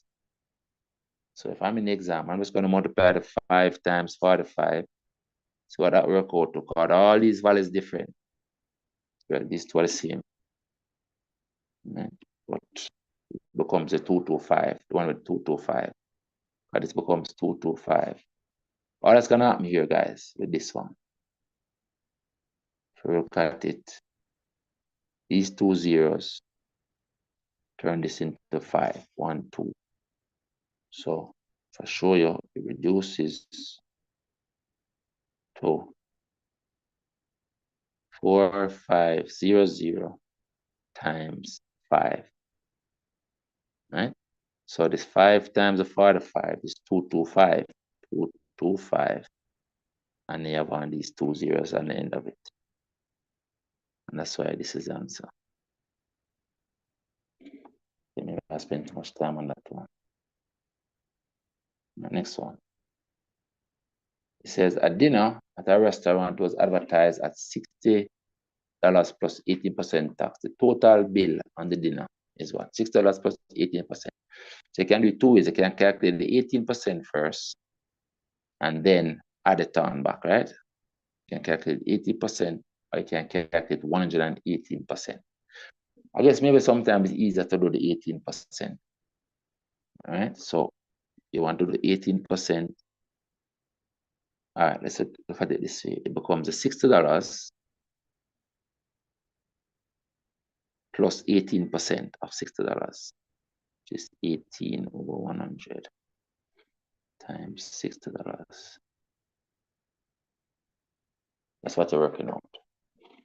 So this one what have it. So basically, what is 18% of $60? All right, so materially, this into that 6 times 18 is 6 times 60 plus 8. It's 108. So it's 108. It's 18. It's $10.80. So it works out to be $10.80. So it's 60 plus 10.80 becomes $60 plus $10.80. $10.80. So it becomes this one. All right, that's what it becomes. We'll get the 1080 because remember it's 6 times 10 is 60. 6 times the 10 is 60. 6 times the 10 is 60. And then 6 times this 8 is 48. So you get 108. And then divide by this 10. So it becomes 108 over 10. That's why I get this 10.8. So it becomes 108 over the 10. I'm right to total this for you. So this calculation, as I said, is 6 times 18 really is 6 times 10 is 60, plus 6 times 8 is 48, which becomes 108, and you're putting that over 10. So this becomes 108 over 10. That is how we get the 1080, 10.80, which I have here. And you add it on to the 60, so you get $70 and $70.80. Try to move a little bit quicker now, guys. All right. It says, at a sale, each book is marked $3 off the original price. Daniel paid $46 for 2 books. All right. So he pays $46 for 2 books. And each book had $3 off.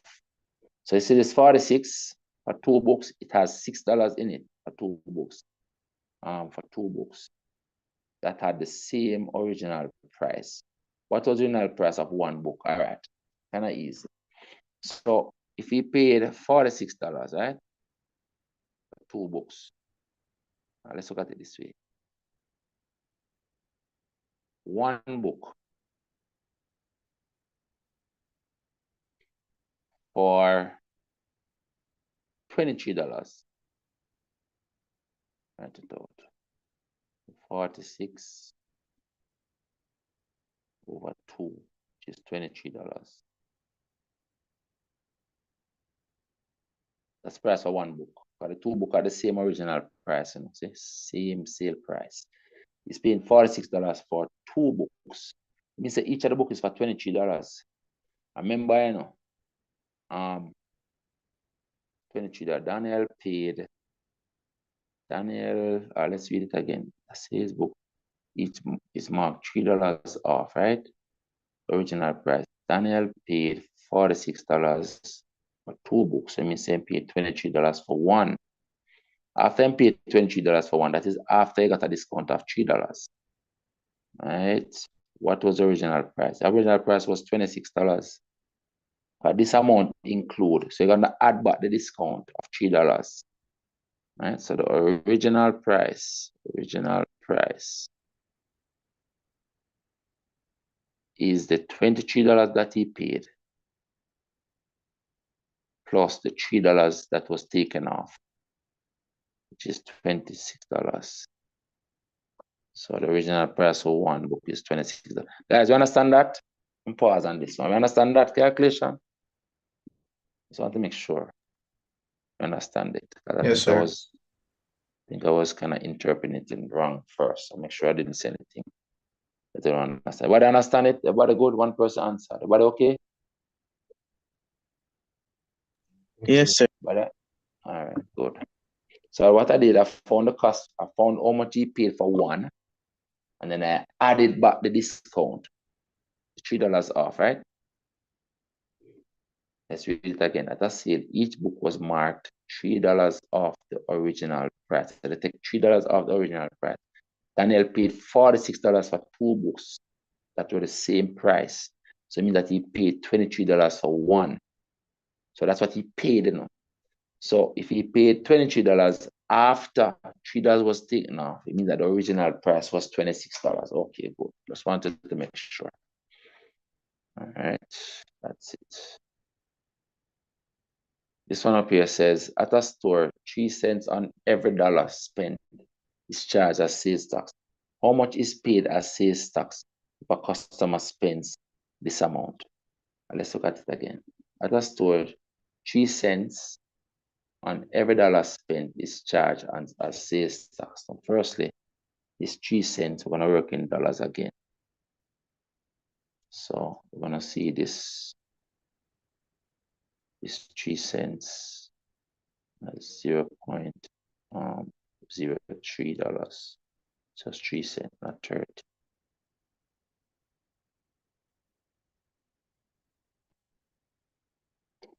And that's for every dollar spent. All right. All right. At a store, 3 cents, which is $0.3 on every dollar spent is charged as a sales tax. All right. How much is paid as sales tax on a costume, which is this? So basically, I want to multiply this by that. That's what it is. Multiplying that by that. So, because remember now, you're gonna divide this by the $1 to see how many $1 is in this, which is a 196, and then it's 196 times this. Right? So the answer is just 196 times that. So the answer becomes 196. Yeah, 196 $1 in this, and each of them is spending. Multiply that by 0.03. So materially multiplying 3 times 196. Materially. That's what we're doing. 196 times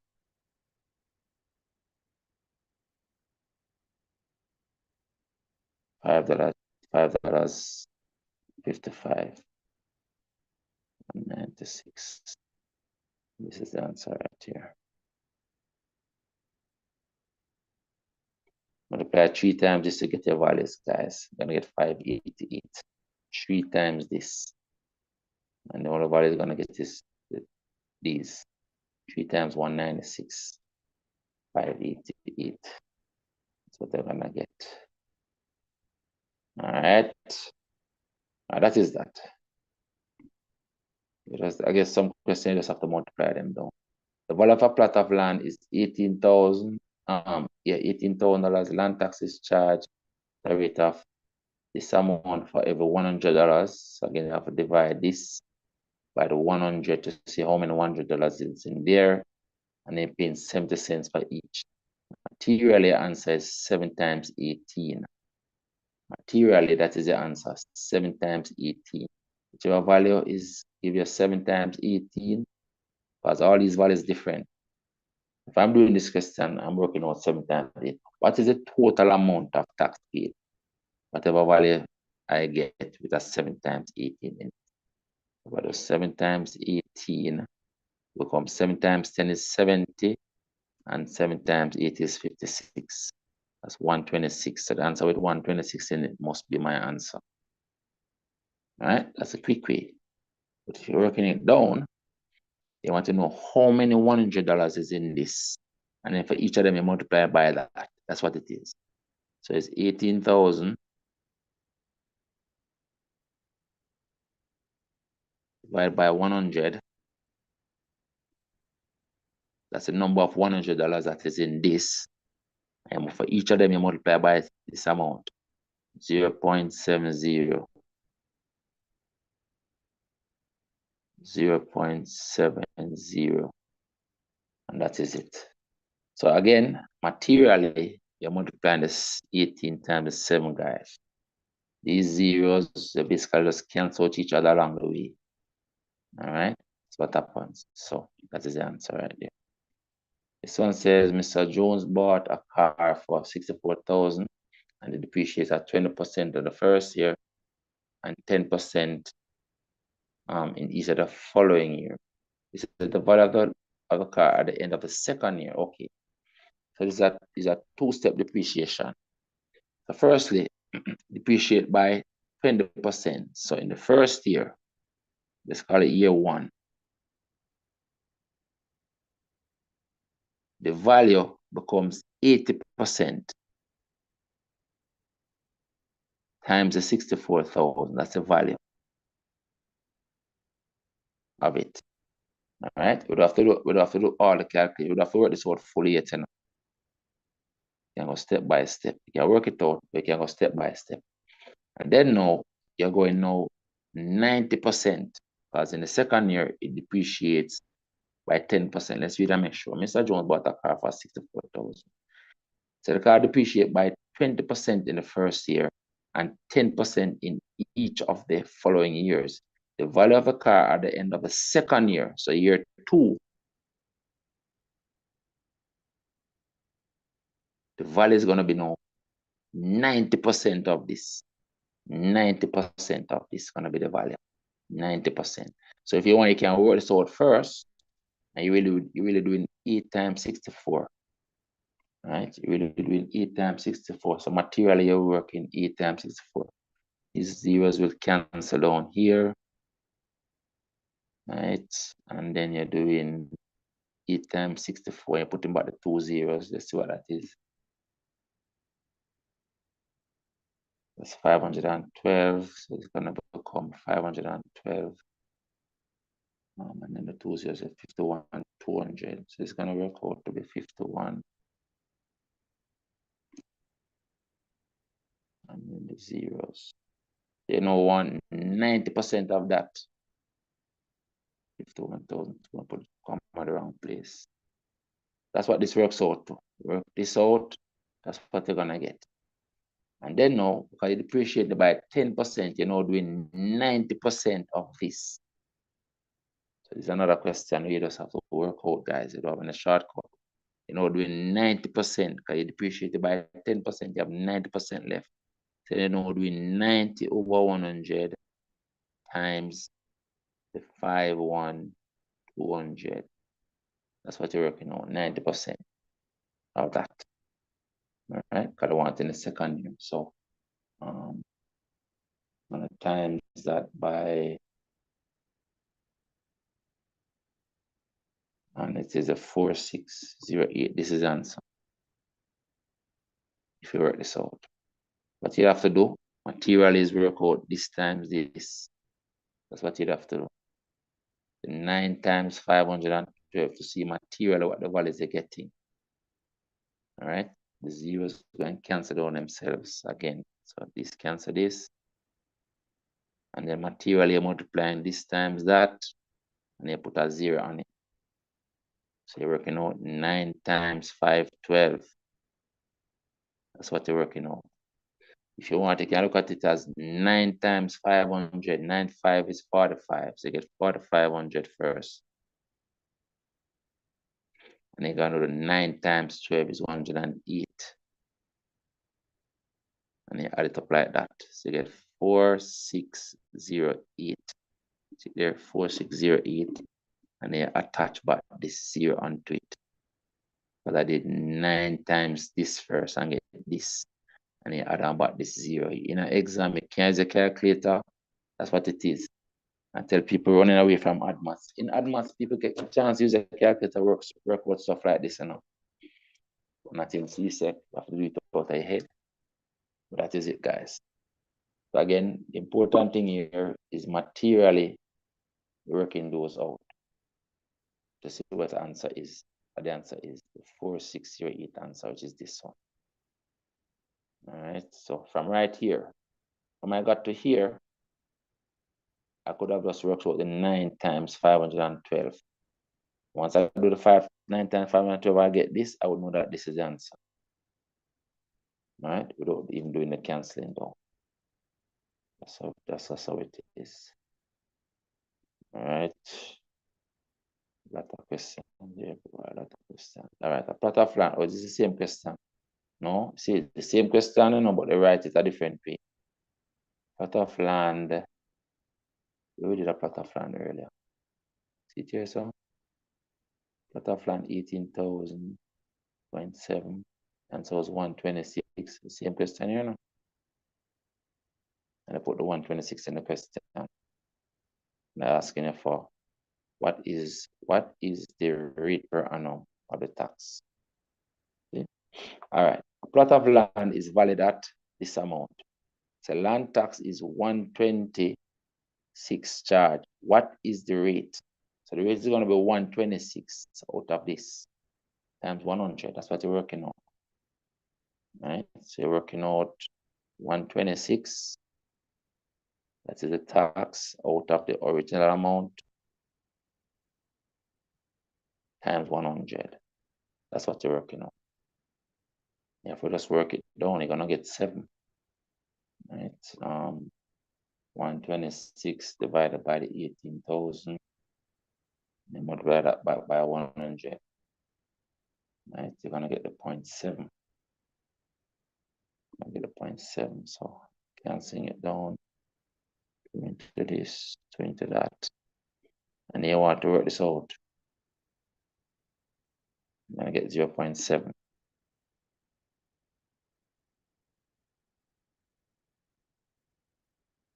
You have to cancel it down, guys. You have to cancel it down.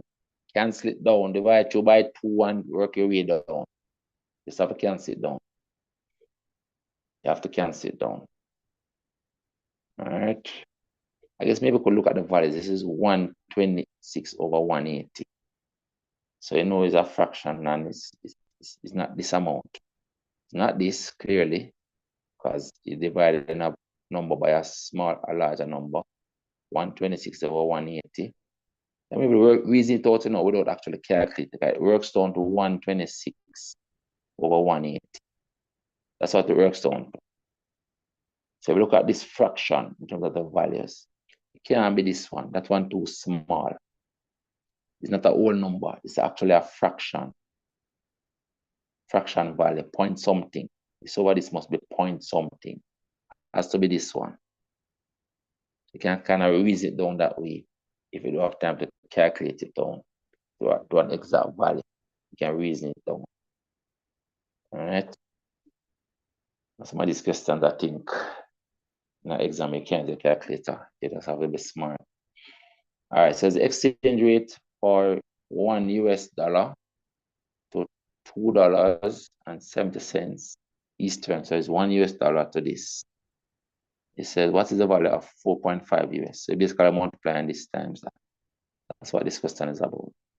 $1 is for this amount, and I want to know what is 4.5 US dollars. So it is 1 US to EC is 1 to 270.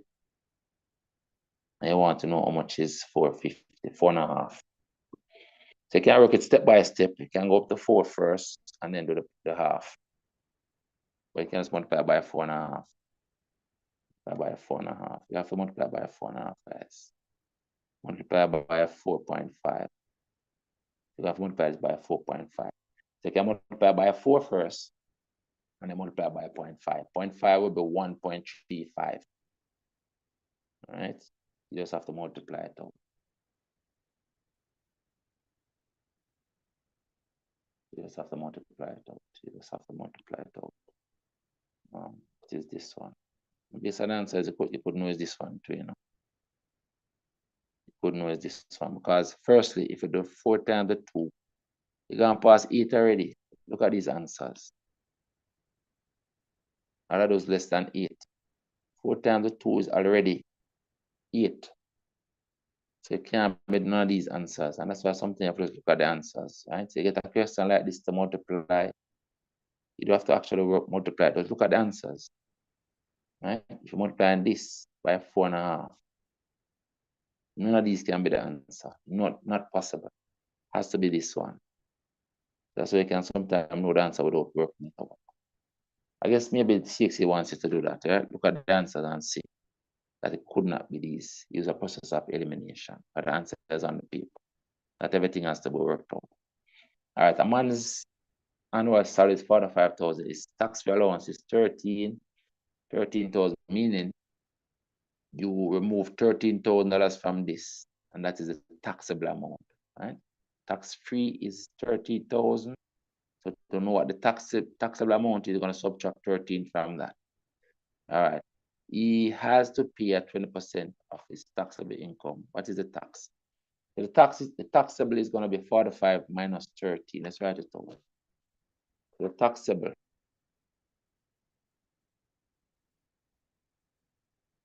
is 45,000 minus 13,000.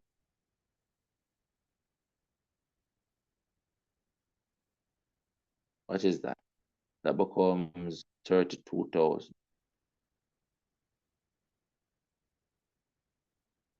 The taxable. Answer must be this one, you know. The one is that one, because 20% of this.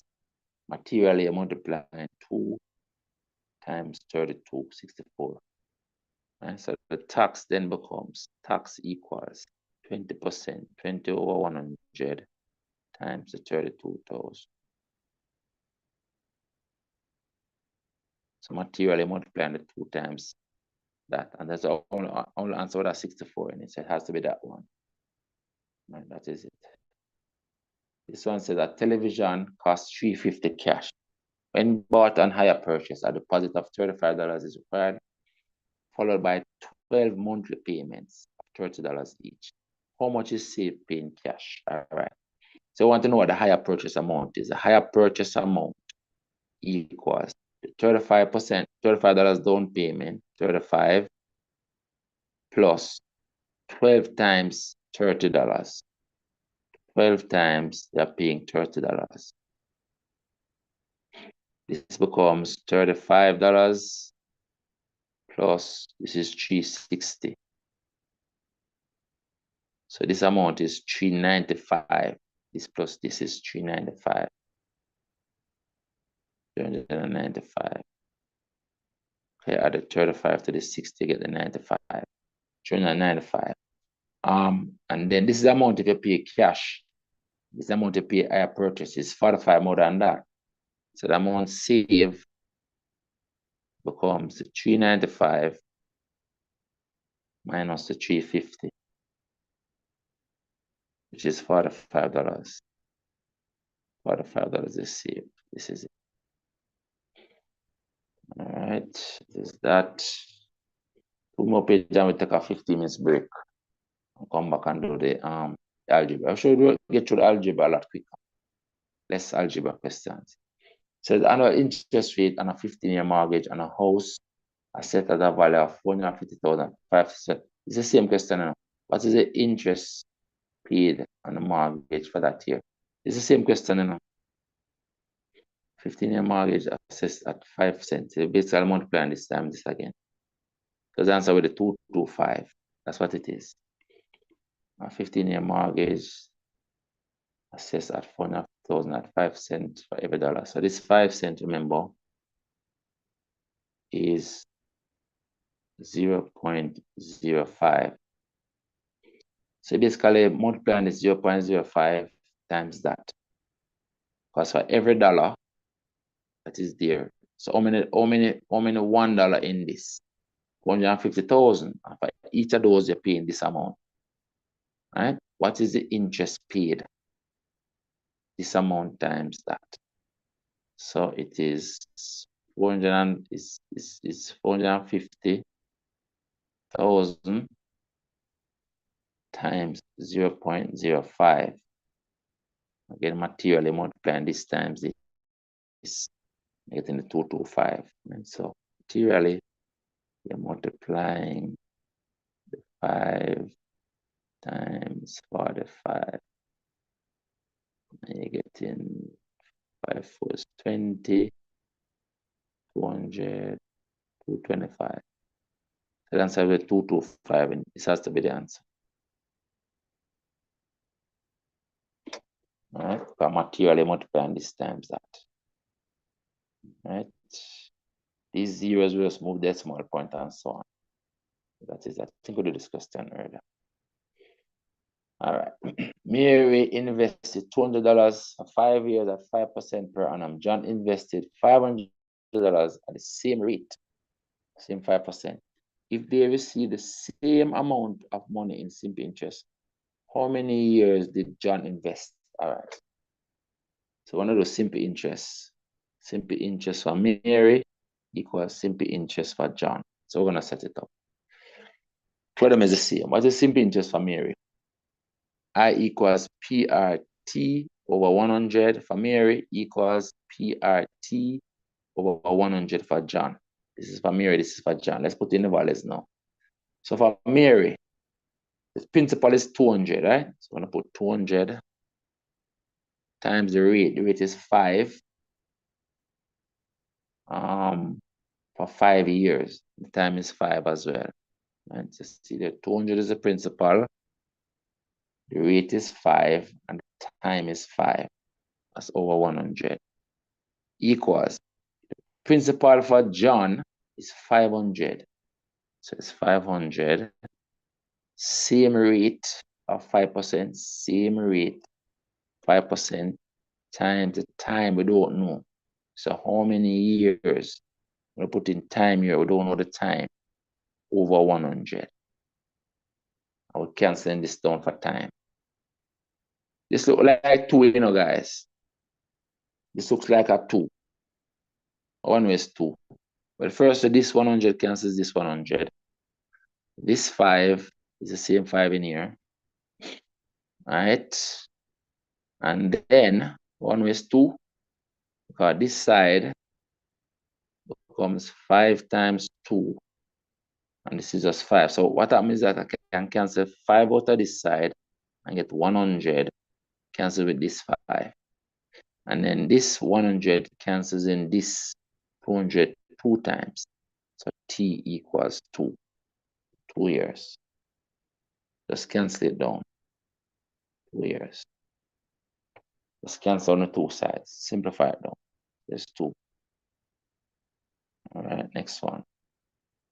It says a salesman sells a car for $11,000. If he's paid a commission of 4.5% for the first 10,000 and 7.5% for the remainder, then his commission is what? All right.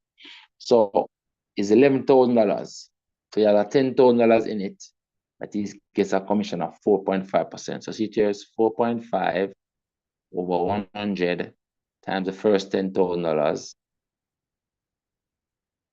plus 7.5% on the other $1,000 that is in there.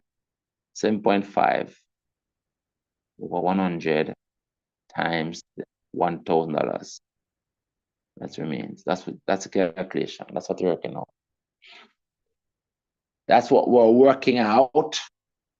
So if you cancel this down, this into this, you're multiplying this 100 times that, you're gonna get 450 on this side, right? Get 450 right here. So 450 plus over here, what we're gonna get? I'm gonna get 75. Right? Over here, if we cancel this, do that, then the 7.5 times, they're gonna give us 75. So you're adding 75 to this. $75. That is 525. This plus this is 525. So this is the answer. 525. This is, so let's work it out piece by piece. All right, we have one last page, and then we take a break. Didn't expect it to go this long, but such is life. The algebra will be much quicker. This one says a salesman is paid $10,500 if he's paid a commission of 5%. It's a similar question, just different value. 5% on the first 10,000, and then 8% on the remainder. So it's a similar calculation. So it's 5% on the first 10,000. So it's 5 over 100 times 10,000 plus 8% on the other 500 that is left. Because after they take out the 10,000 out of here, you have 500 left, which is get 8% on that. Paid 8%. So it's 8 over 100 times $500. The remainder. That's what we're working on. So again, if we cancel this down, 2 zeros cancels 2 zeros, and 5 times this 100 is 500. This is 500 right here so far. Plus, what is this now? This one, let's work it down. 2 zeros cancels 2 zeros. 8 times 5 is 40. So adding another $40 here. So it's $540. This is the answer. This is it. Next one. A company employs 20 persons as gardeners and clerks. The mean daily wage of all employees is this. So the average daily wage of the 20 employees is $22.40. If each of the gardener is paid $26 per day, then the daily amount paid by the 8 clerks is, all right, I want to know the amount paid by the clerks. All right. So basically, like we're working out the mean, equate the mean to this, and then we're going to work out the amount paid by the clerks, right? So it's 20 employees. So first, 12 of them get this amount. So what is the total paid? Is 12 times $26 first. Plus there are 8 clerks, but we don't know what they get paid. So we're going to call the amount that they get paid X. So it's 8 times X. Let's call it 8X. I'm trying to find X. So the amount paid by the clerks, we're going to call it X. The amount paid by the clerks, we're going to call it X. Divide that by 20. 20 employees, 12 and 8 make 20. The mean they tell us is this, $22.40. $22.40. That's the equation you're solving for X right here. That is it, and you're solving that for X. How would I write this down? Step by step. All right. Want to have some easy numbers. First, I want to divide the numerator and the denominator by 2. I'm going to divide it by 2. So I'm going to divide this by 2 and get 10. I want to leave 10 under here and multiply the 10 over there. So, all right. Multiply the denominator by 2, I get 10. Multiply this by 2, I get 6. Multiply this by 2, I get 4. So this becomes 4x. So multiply this 8x by 2, I get 4x. All right. I'm going to do 6 times is 26 now. So this is going to become 6 times 26. How do I see 6 times 26? 6 times 20 first. Let's do it over here. 6 times 20 plus 6 times 6. That's how I do the 6 times 26 without a calculator. The 6 times 20, 6 2 is 12 is 120. And the 6 times 6 is 36. That becomes 156. That's what this is, 156. So it's 156 plus, this is 4x. equals, I'm going to take this 10 and multiply it over here, and this becomes 2, 2, 4. 2, 2, 4. I can divide this down gradually, by 2 and then by 4. I can divide 2 by 4, or then divide 2 by 2, and make this become my x. That's what it is. So if I divide this by 4 first, let's start dividing 2 by 4. Divide this by 4. So 4 into this first goes 3 times. 4 into this goes 3 times, remainder 3. And then 4 into 36 goes 9. So it becomes 36. So 4 into this goes 36 plus this becomes x. And 4 into this now. Now 4 into 2 to 4. 4 into 2 to 4. So 4 into 20 first goes 5 times. Remainder 2. And then 4 into 24 is 6 times. That becomes a 56. So this becomes a 56. 56. And then I'm subtract. What the question asks me? When I get the right answer, but that answer is not there. Something is wrong. I'm supposed to subtract this over here, so no. That's not working out. Made a mistake somewhere. Question asks me, then the daily amount paid by each clerk, each of the 8 clerks, I'm getting 20. 20 is not there.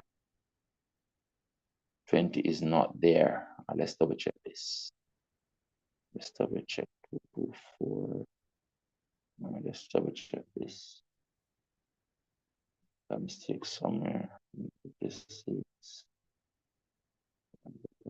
4. A mistake. Oh, this is not 36, this is 39. Okay, it's a mistake. This is 39, not 36, 39. Right. And so the x then equals 56 minus 39. That's the answer. That is 17. X is 17 right here. Do you understand the solution, guys? Another kind of question you have to work out. This is one of them questions you have to work out. Do you understand this solution? Nobody understand the solution? Nobody have a problem with the solution? You have some question on the paper, you just have to work out. You just have to work it out. There must like a structured paper question. You have to work it out. You can do. Huh? If there another way you can do. If there's what? Another way. I'm not thinking of another way. The only other way I would do it is test the values in the answer. Like so. I would have basically test the answer, test the values like so. I would test the values. Let me show you that test the values. There are 4 answers there. If I can't work it out, I'm going to test them. So I'll set up like this. 12 times 26 plus 8, and then I try the values here. So if I try the 70, but you see, I still have to do a lot of work over 20 and see if this work out to be the 22.4. And you try the values, and if you know, it's like you try the 3.6 first, and if that don't work, then you're going to try the next value, which is 12.2. If that don't work, they try the 17 and see which one work. Trial and error. I'm not seeing another way to do it that is easier than this. And there are always going to be 1 or 2 questions on the paper just like that. You just have to work them out. There's always going to be a couple questions on the paper that kind of lengthy. You have some question that is, you can look at it and know the answer right off the bat, but there's always going to be some that you just have to work out. You know, really have a shortcut per se. So, yeah, this is how I have to work this one out. I'm not thinking of another way to do it. Not thinking of another way to do it. And to set it up as an equation and just simplify it down gradually. It's just a pity you can't use a calculator, but that's just how it is, you know. But then not to worry, a lot of the questions on the paper, you'll be able to get the answers quickly. So the ones that you have to work out, you just have to work them out. You know, and it's very important that you know how to work it out, because even if you set back the same question, they might just put some different values on it. And if they put different values on it, you have to work it out. So what I do here is that I work as if I'm calculating the mean. How do you calculate the mean? How do you calculate the mean? You're working out the total salary. So it's 12 times the 26 is the salary of the gardeners, plus 8 times the salary of the clerks. Just that I don't know the salary of the clerks, so I'll call it X right here. And you divide that by the total number of employees, which is 20. That's a 12 and the 8 make up 20. That's the total salary divided by 20 equals the mean salary that they gave us, the mean salary. So I've set up this equation, and you just have to simplify it down gradually to find X without a calculator. You have to just work it down gradually, divide it down until you can find out what X is. All right, that's just it. Some questions, you just have no shortcut. You just have to work it out. All right, this other one. It said the learner invests $5,000 for 2 years in an investment scheme. The investment earns compound interest. This is compound interest now, of 8% per annum. What will the amount of the learner's investment at the end of 2 years? Another one you have to work out. We can look at the answers and kind of be smart still, Let's look at it. All right. So firstly, he's earning interest of 8%. You can do it step by step if you want. You can work out 8% of this first. All right. You can work out 8%. So you can say maybe, all right, you want 8%. What is 1%? So, all right, so you can say, yeah, $5,000, right? $5,000. Right? You can work out 1% first, which is 50. So you can say, okay, 1%. 1% is 50. 1% is $50. So if 1% is $50, you multiply this by 8 to get 8%. So 8% is 85 is 40. So 8% is $400. So the amount of investment after the first year is $5,000 plus $400, right? After the first year. So year one, the amount that he has in there is $5,400. And looking at the answers, right? Keeping at the answer. So, so this out of it, and this out of it. So the answer is either this one or this one. But look here now, it cannot be this one. You know why it can't be this one? Because if he gains $400 on $5,000, there is no way he can be gaining the same $400 on $5,400. Because remember now, he's gonna gain 8% on this now, So if when he gains 8% on this, the amount he gained was 400. Then when he gains 8% on this, it cannot be 400 more. So therefore, this one cannot be the answer. Because to go from 5,400 in the second year to 5,800, it means that he would have to gain another $400. But it cannot be that he's going to gain $400. Again, anybody understand what I'm saying? So without working this out, the answer has to be the last one. The answer has to be this one down here. It cannot be this. So these two out of it, and by reasoning, this one out of it as well. Because if 8% of $5,000 is $400, then 8% of $5,400 has to be more than $400. So the second year, it cannot be that he's only earning an additional $400. It has to be more. And that's why the amount in the second year becomes $832, because earning more than $400 in the second year. So the answer has to be this one. Has to be this one. Has to be that one. But for calculation purposes, it's like you're working out 8% of this again. to get what it is that he's adding in the second year, 8% of this amount. Right? So again, if you want, you can do okay. 1% is how much? 1% divided by 100 is 54. $54. You see there? $54. So 8% is 8 times this. 8% is 8 times this, which is 432. No. Yeah, 432, because 8 times the 5 is 40. Right? Which is 400. And then 8 times this 4 is 32. Right? Add them. So that's 432. So it's 432. 432. So you're now adding 432 to this amount. Right? So the year 2 figure is going to be the 400 from year 1 plus 432, the amount that you're adding in year 2. So that's why it becomes 5832.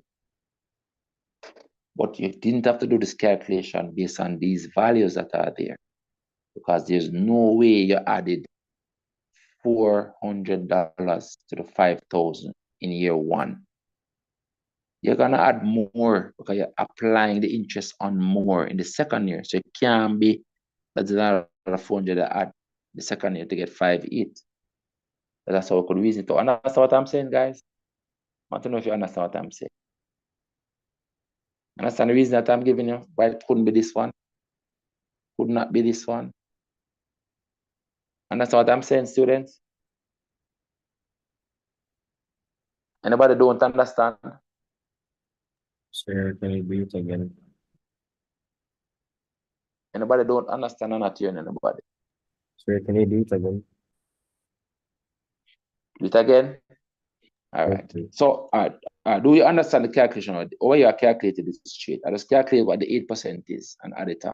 Are you adding on 8%, which is a compound interest? So after you add on, after you do 5% of this, right? No, sorry, 8% of this. 8% of this came to $400. So the amount at year 1 is 5,000 plus 400. So at the end of year 1, this is the amount that is there. They gotta add 8% of this now. So 8% of this amount now is 432. I calculate it. How I do it, I work out what 1% is first. I just divide it by 100. So 1% is 54 right here. So if 1% is 54, then 8% is 8 times 54. That's how we get the 432. In an exam, you can't use a calculator. These are the things you have to do, step-by-step calculation. So 8%, 8 times this, to get the 8% is this. So you're now adding on this amount onto the 5,400. That is how I got this amount down here, which is the answer, right there. But I'm saying to you, after I did this first calculation, look now, let's do the reasoning. After I applied 8% of this, and I got the 400, I now need to apply 8% of this. Now, 8% of this has to be more than $400. Why? Because 8% of 5,000 is 400. So 8% of an amount more than 5,000 has to be more than 400. Now, when I look at this answer here, the 5,800, I already know that in year 1, the amount already reached 5,400. So for it to reach 5,800, it means that they would have added another 400, which don't make any sense. Because the interest in the second year cannot be the same as the interest in the first year. Because you're applying interest in the second year to a larger amount. So that is why this answer could not be correct. Because this answer would mean that they added $400 two times.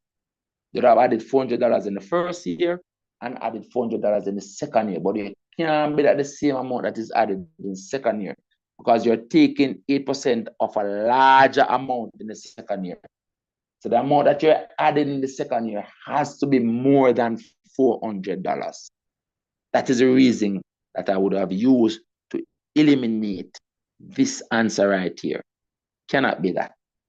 And so the answer had to be the last one. Any better? Understand it any better? Yes, sir. All right. All right, guys. So I think this finishes it. And then we're gonna take a break and come back to algebra. Algebra not gonna take as long. Because a lot of the questions you can literally look at them and there's only 3 pages of algebra anyway. So we're gonna take a short break and come back. Well, 4 pages of algebra.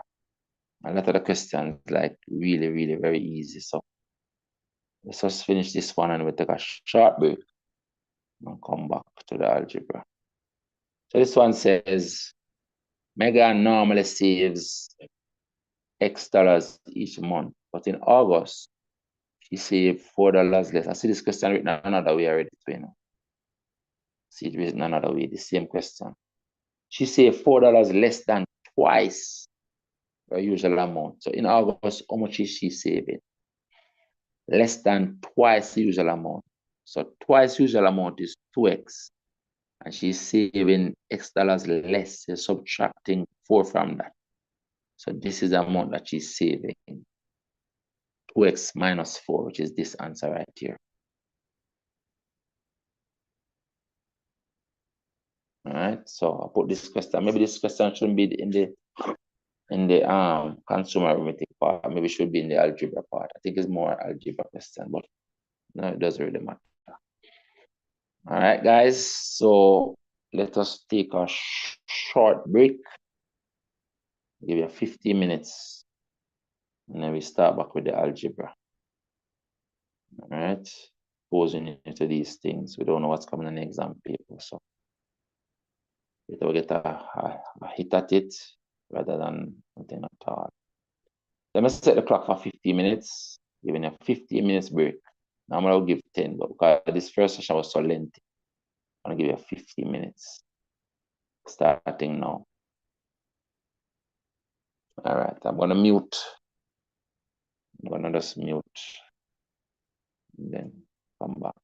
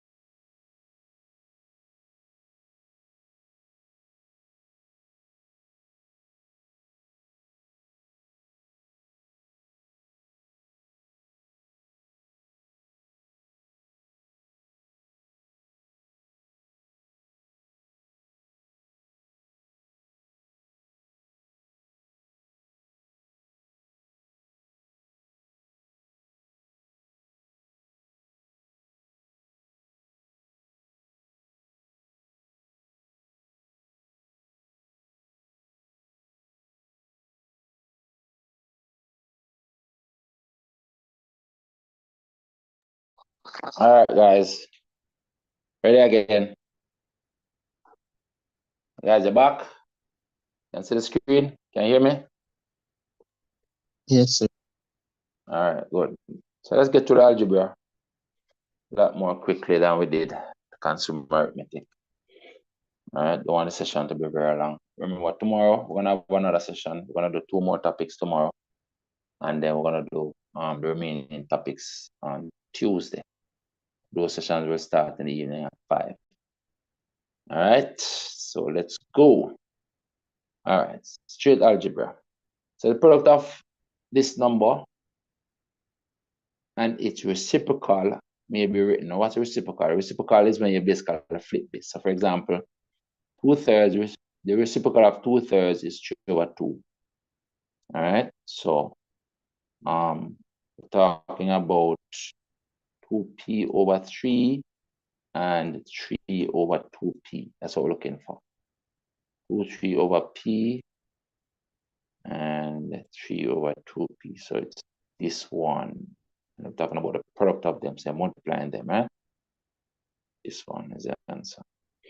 Here we have another of the same reciprocal of a number p. The product of a number p and its reciprocal is right here, p and 1/p. So it's another similar question. Reciprocal of p is 1/p. All right, so it is that. 1 second.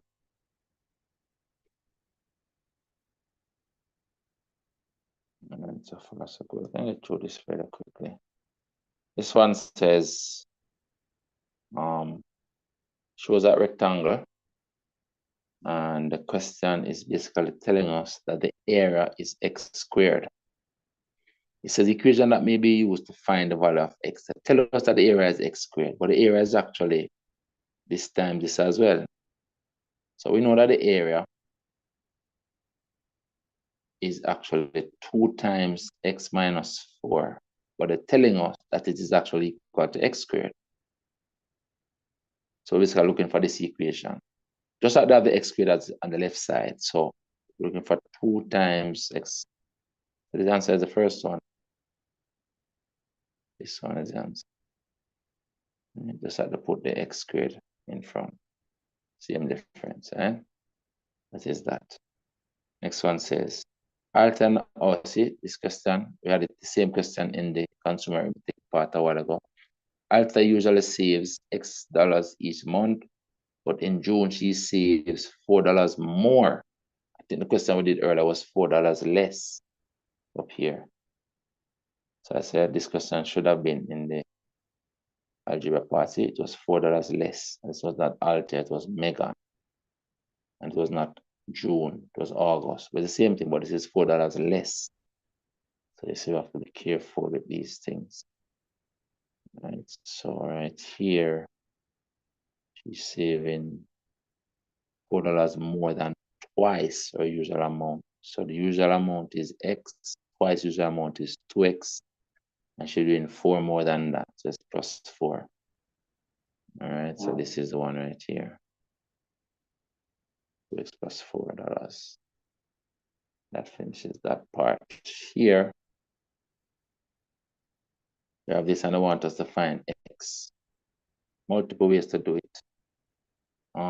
We can first write this by transposing the 3 and have 2/x equal -2, because subtract the 3, you get 1 minus 3, -2.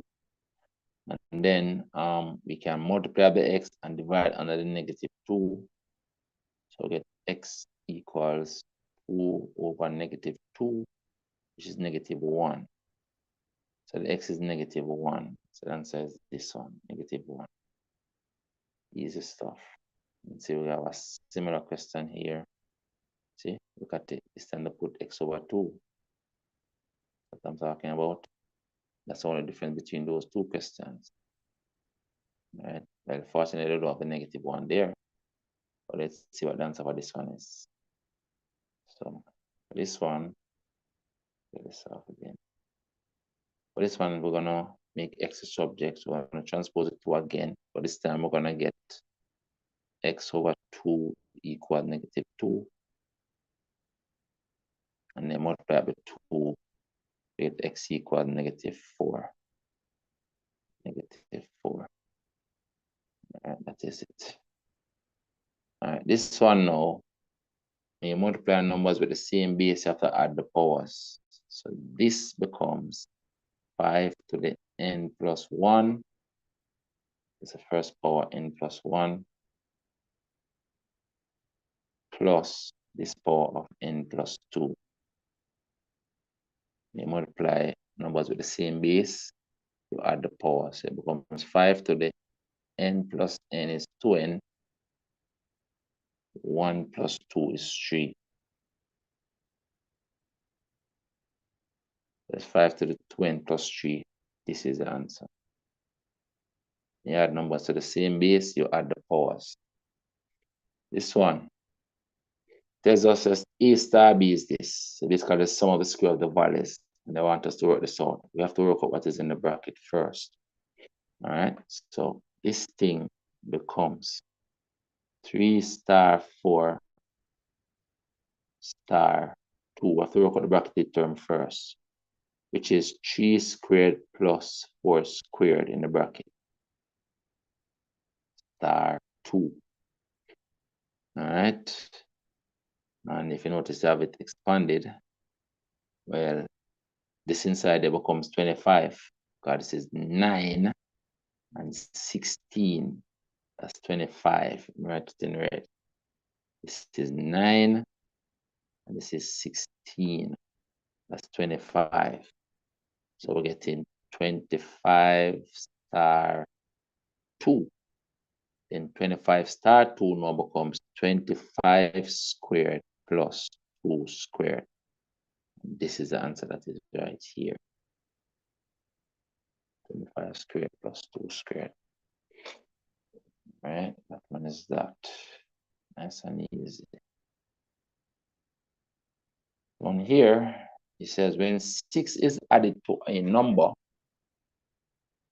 and the sum is divided by 3, the result is 4. This statement, we're using mathematical symbols, is so 6 is added to a number. So that means a number, I'm going to add 6 to it.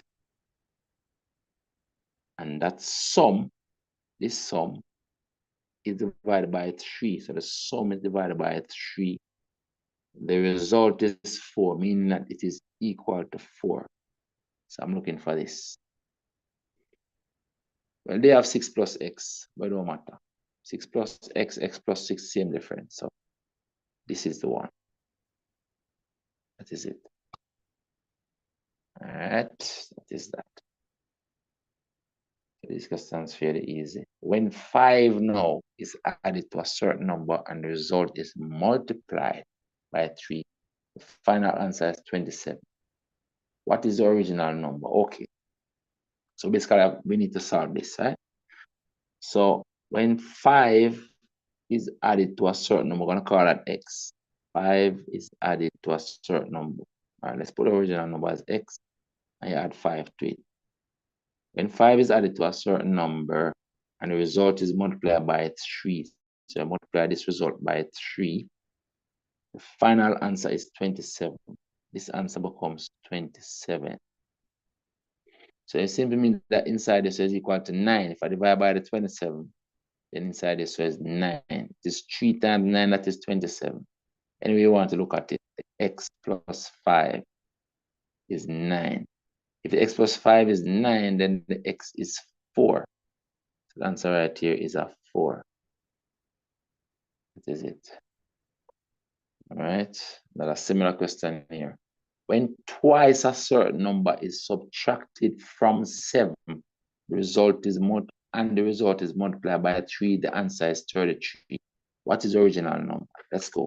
When twice a certain number is subtracted from 7, 7 minus twice a certain number. When twice a certain number is subtracted from 7, and the result is multiplied by 3, the answer is 33. So this is equal to 33. I'll try to find this number now. So first, we're going to divide by this 3 and get 11. So 7 minus 2x is equal to 11. I'm going to take this 2x, bring it over here and add it. And get 2x over here equals, take this 11, bring it over here. We're going to get 7 minus 11. 7 minus 11 is negative 4. 7 minus 11. Over this side, we're going to get 7 minus 11. 7 minus 11. Take this 11 and bring it over here. We're going to get 7 minus 11. 7 minus 11 is this negative 4 right here. And then divide by this 2. So the x is equal to negative 2. X becomes negative 2 if I divide by 2. So the x is this negative 2 answer right here.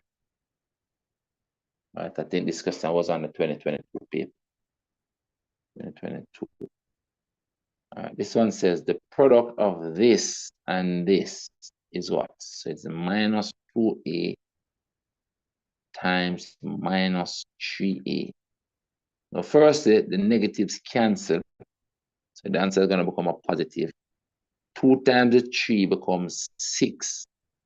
And the a times the a is x squared. So with a plus because of the negative times negative. 2 times the 3 is the 6. The a times the a is a squared. Getting this as answer, 6a squared. All right, that is that.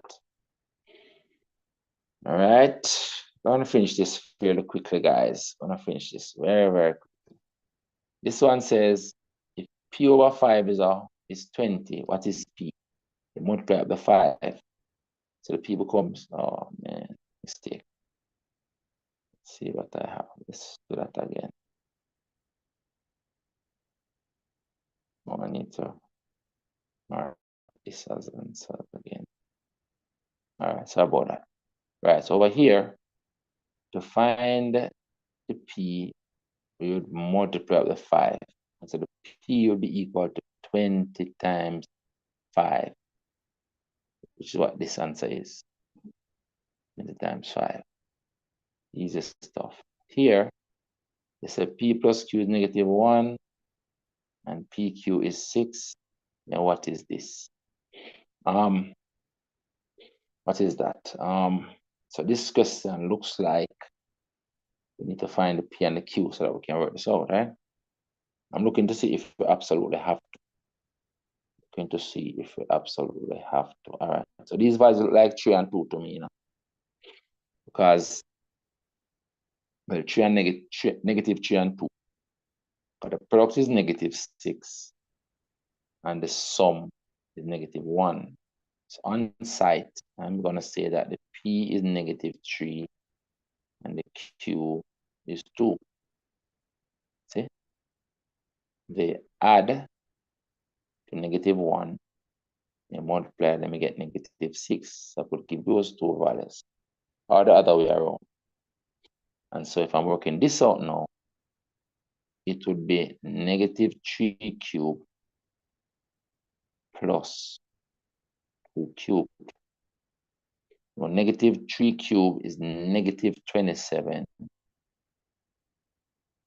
plus 2 cubed is 8. Negative 27 plus 8 is our negative 19. Negative 19. But let me see if this question can be done without an observation method that I use. Because I basically use an observation method when looking at the values, right? So I don't know. Students online, do you understand this? I just want to know if you understand what I did here. Do you understand what I did? Yes. Yes, sir. Do you think it's something that you could have done yourself this way? So for example, could have given other values like, for example, it could have given, for example, p plus q equals let's put -1 again, and then I put PQ equals -12. What will be the values there? What will be the value for P and Q for this one? They give it that. So the sum of the values is -1, but the product of the values is -12. So let me show you something. So because the sum of the values is -1, right? It means that there's just a difference of 1 between the values. But then now you want the product of those two numbers that have a difference of 1 between them to be 12. Now, because it is negative, all it means that one value is positive and one value is negative. So what two numbers they multiply that are one value apart from each other, that is 12. That is 3 and 4. But the larger one has to be negative because the sum is negative. Let me show you another way they could have maybe changed this question. Right? They could have maybe said, they could have maybe said that the P plus Q is 1. Instead of -1, they could have put 1 now in. And then the PQ instead is now -6. So in this case, one is still positive and one negative now. But you have to make the larger one positive now, because the sum of them positive. So you give the P equals 3 and the Q equals -2. Because I see 3 and -2 is 1. But when you multiply them, you get -6. And then the PQ plus Q cubed will be different now, because it will be 3 cubed and -2 cubed. So it will be 27 or -8. That will be the answer now, 27 minus 8, which will be now a positive 19 instead of a negative 19. Right? So you can look out for changes like this on a question like this. I'm just looking to see if in case you didn't get those nice easy values, how you would work it out, because it will be basically solving simultaneous equations. I don't know if it's reasonable for an exam like this. Solve equations of this form. PQ plus. I think they wanted to look at it and see the values. I'm looking at this. They wanted to look at it. So it's factors of -6. It's factors of -6. That's what it is, If P times Q is -6, you're looking for factors of -6 that add to -1. That's how you have to look at it, Factors of -6 that add to -1. That's how you have to look at it. Just like when you're doing the factorizing the quadratics. You're looking for factors of a number that add to another number. So if you recognize this as the product of them is -6 and the sum of them is -1, you want factors of -6 that add to -1. So if you want to go through the steps and say, okay, factors of -6, factors of -6, you could try, for example, I want them to add to -1. So the larger one must be positive. So the 1 and 6 first, give the larger one the negative sign, but this add to -5. You don't want that. The next two factors of the 6 will be 2 and 3. Give the larger one the negative sign because you want them to add to -1. And then you will get the -1 there that you want. All right. So you see that the answers you're using, the values using is 2 and -3, as I did here. 2 and -3. So I guess you could maybe work it out that way. But I just feel like I needed to pause on this question a little bit. Right? Because I did it by those observation. But that is the thing, guys. Since the product is -6 and the sum is -1, to find the values, you need factors of -6 that add to -1. That's what you want. Let me write it out here. So let me write it out in red. That's what you want from this. From this, you're searching for factors of -6 that add to -1. Factors, let's write it. Find factors. Find the factors of -6 that add to -1. That's what they're looking for in this question. And that is why we found, we can say that is -3 and 2, put it back in red. Right? So we said that is i.e. -3 and +2. Factors of -6 that add to -1. That's what this means, all right? And once you find those values, you put them in this, and you're gone clear.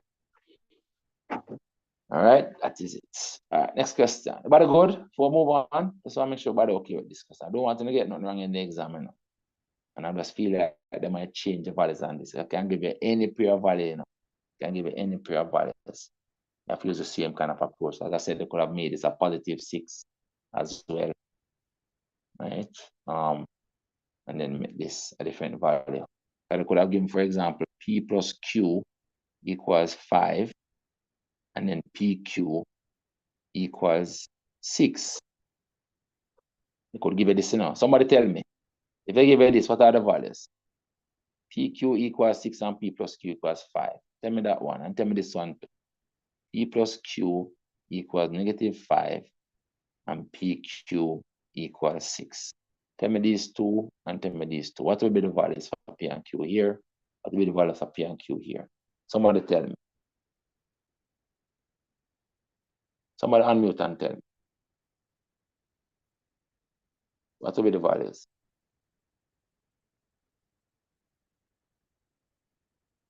Anybody? For this one, you want factors of 6 that add to 5. That's what they want to know.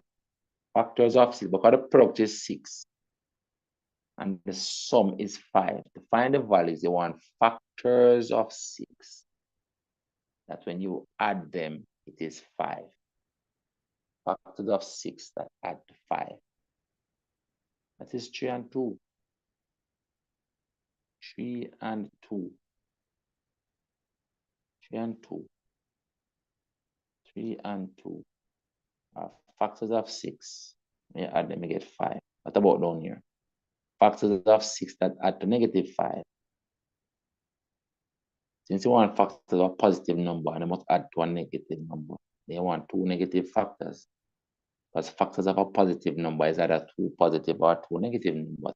So this one will be -3 and -2. They are factors of 6 because when you multiply them, you get in this +6. But when you add them, you get in this -5. All right, so nobody answer. Nobody answer. We're going to sleep out. What happened? And if me are going on, nobody now hear me. You guys hearing me? Yes, sir. So why nobody answering? We don't know what's coming on the exam paper, and we have to think as if we don't know what's coming on the exam paper. So we have to understand this. You have to understand it. After they give different values, you know what to do. You know what to do. Because they can give different values. They can give a myriad of different values. And I want to be able to work it out still.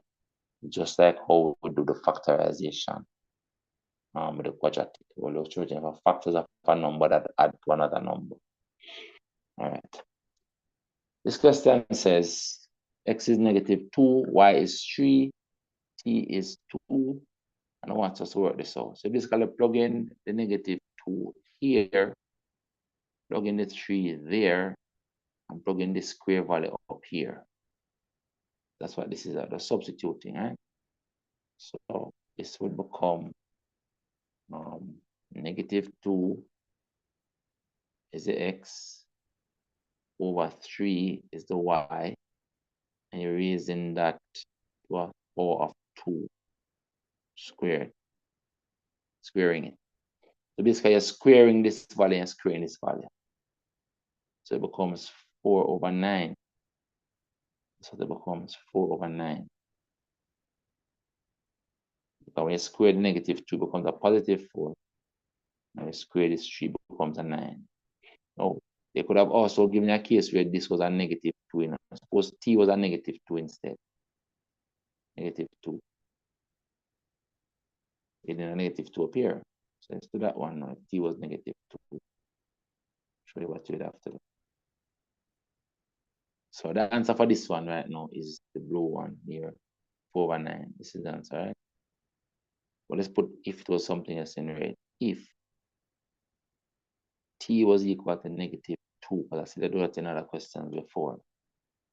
T was equal to negative 2. Then we would have gotten negative 2 over 3 to the negative 2. That's what we would have gotten if the t was negative 2 up here. All right? Now, this negative power 2 means reciprocal. So it really means that you're flipping this. So it would then become 3 over negative 2 squared. Then you would square the 3 and get 9. And square the negative 2 and get still a positive 4. So you get 9 over 4 instead if the t was a negative 2. All right, so just feel compelled to show you that just in case they make a change of that nature. All right, this one came on the 2010 papers and a dull. Don't remember what it was. I think it is 3 to the 2x plus 1, I think. 3 to the 2x plus 1 equals 9 times 3 to the x. I'm trying to find x. I think that's what it is. I'm solving for x. So for this question, you basically want to bring everything to base 3. All right, now this 9 is same as 3 squared. So this will become 3 to the 2x plus 1 equals, this 9 is 3 squared. And multiplying that by 3 to the x. Now, when you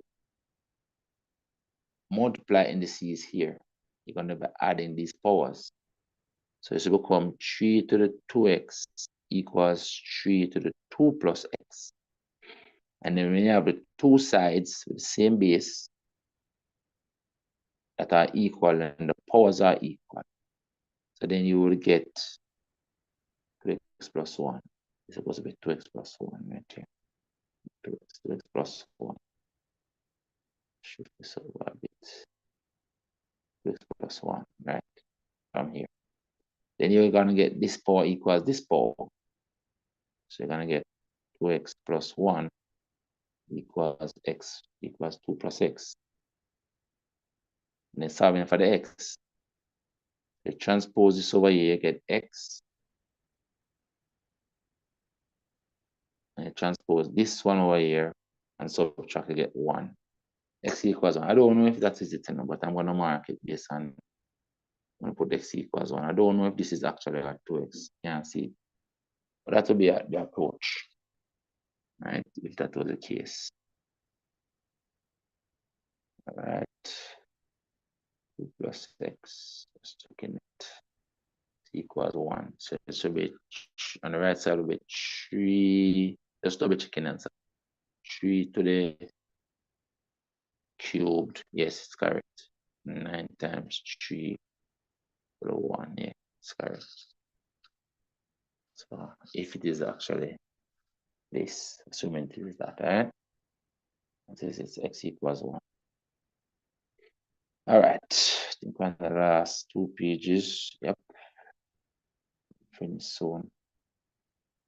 All right, so over here now, you notice you're adding these two fractions. The denominator is different. You want to make the two denominators the same.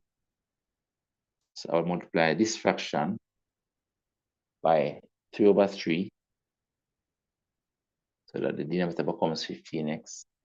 Multiply this one by 5 over 5.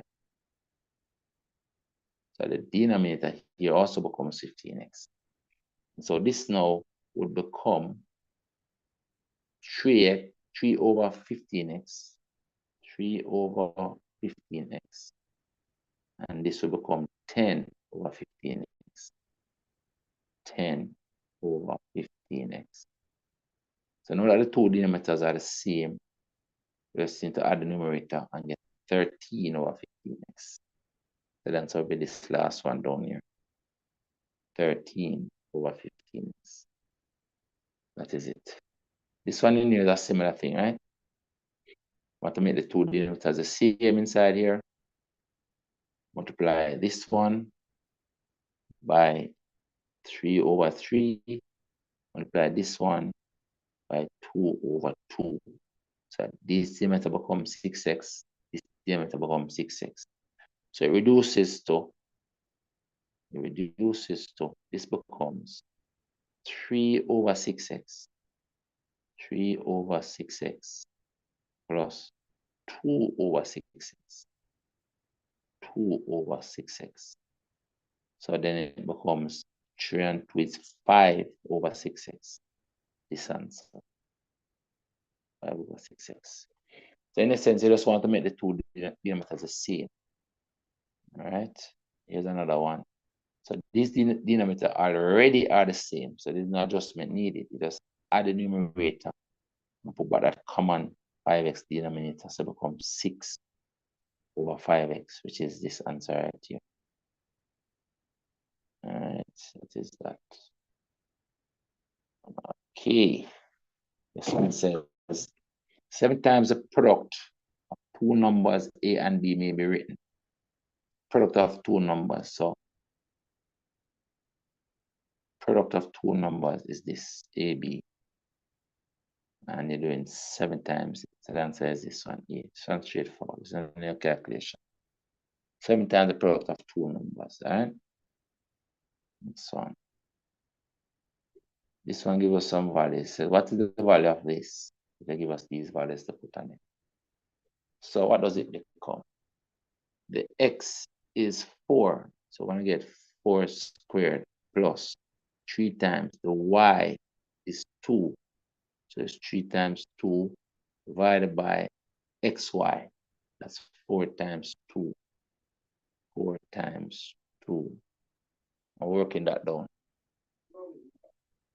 Working this down. So this becomes 16 plus 6 over 8, which becomes 22 over 8. 22 over 8. So that's 16 to 8, 16. Remainder 6. So it becomes 2 and 6 over 8.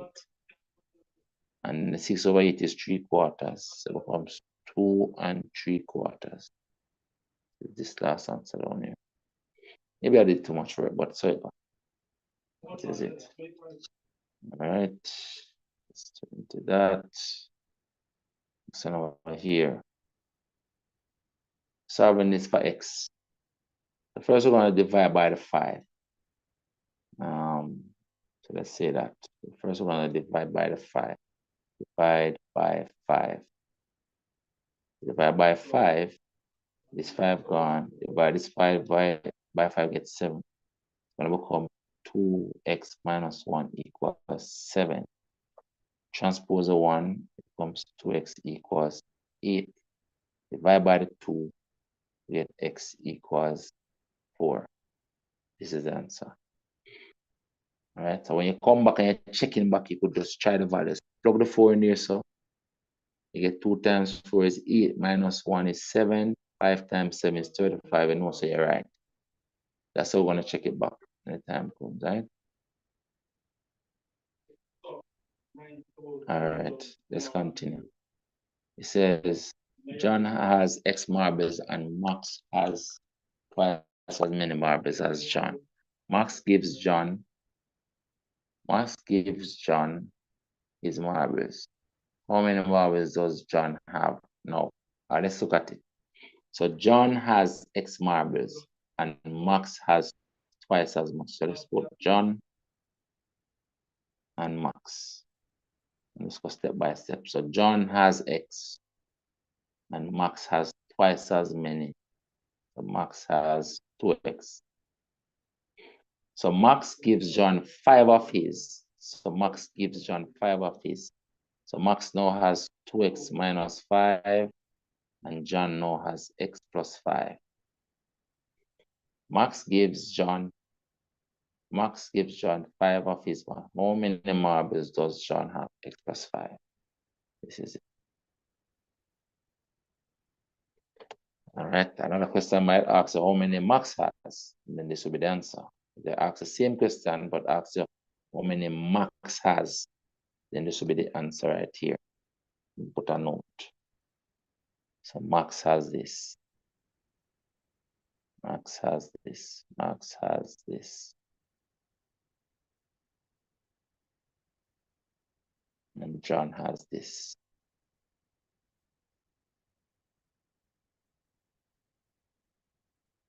So another question might give you the same information, but instead ask you, just change this word right here to the Max.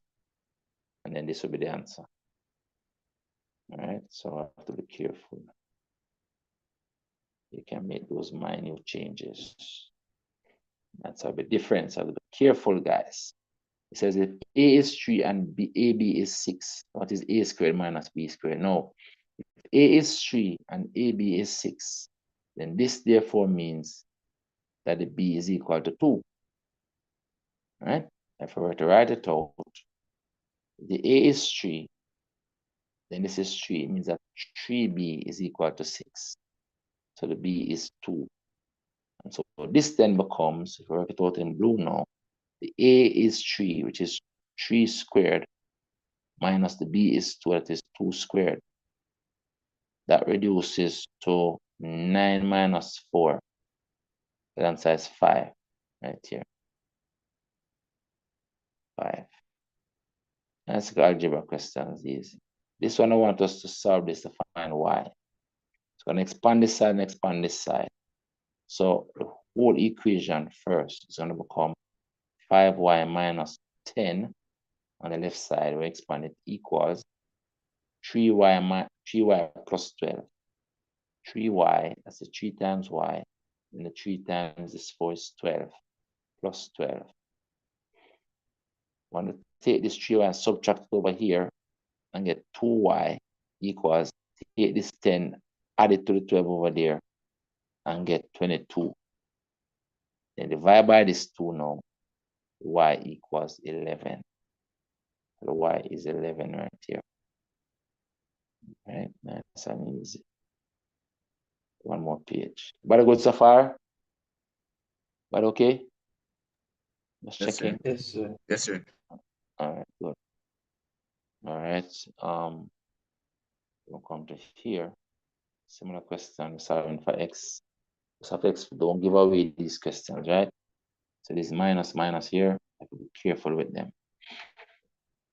And in fact, this is 3 of this, 3 of the x minus 1, minus 2 of the x minus 1. So it's 1 of the x. I can look at this and write this as just x minus 1 equals 7, you know. Because 3 of this minus 2 of this is going to give me 1 of it. 1 of it. And so the x equals 8. I look at it that way. All right. But if you want to step by step, you could expand this first and get 3x minus 3. You have to be careful with this negative 2 now. So negative 2 times x giving you negative 2x. And then negative 2 times negative 1 giving you a positive 2. That's all equal to 7. And you're consolidating now. 3x minus 2x is x. Then minus 1, minus 2, 3, sorry, and 2 is negative 1. That's equal to 7. See, come back to the same thing. That was 3 of this thing. Look at it now. It's 3 of this. 3 of this. Minus 2 of the same thing. Equals 1 of it. 1 of it equals the 7. So I could have looked at it that way as well. All right. Let's save some time. These are the same. So anyway, x equals 8, right? X equals 8. X equals 8. I'm going to shift this up a little bit. Small. Right, so here we could just say or 3 of x minus 1 minus 2 of x minus 1 equals 7 comes 1 of x minus 1 equals 7. 3 minus 2 is 1 at the same. So the x equals 8. And we want to look at it. There's the answer. Here again, you care for the negative signs. This minus becomes a plus 2q. This stays minus 3q. 2q minus 2q is negative q. This is the answer. 2 minus 3, negative 1q, negative q. All right, this one says this expression is the same as this guy wants us to expand it out. Be careful again. Negative 2 times x is negative 2x. Negative 2x is minus give me a plus 8. Negative 2x plus 8 right here. Don't give it away. All right, down here, we want us to again express this in a different way. So it becomes this 3x first, and it is minus 4 times x is minus 4x, and then minus 4 times a positive 6, I mean negative 24, minus 24. Then this 3x minus 4x is negative x minus this 24 right here. This is the answer. All right, so a similar question over here. I have to be careful again. So applying this minus on this bracket. So it becomes 3 minus x minus give me plus 2. Then the 3 and the 2 is 5. So it becomes 5 minus x. 5 minus x right here. Right here, it says if x is an integer that satisfies the inequality, then what is this now? What we can do is we want to make x a subject. Say, notice x is in subject, meaning when it's in the middle, we can divide each of these values by 2. Remember, because we divide with a positive 2, there's no need to reverse inequality signs. I'm going to show you if it was negative what you'd have to do, right? So I divide everything by 2, divide in here by 2, divide in here by 2, divide in here by 2. So when you do that, and divide everything by 2, this becomes a 2. The sign stays less than. This becomes a x. This sign stays less than or equal to. This becomes a 3. So you're looking for that answer, right? Which is the first one. Well, I almost overlooked it.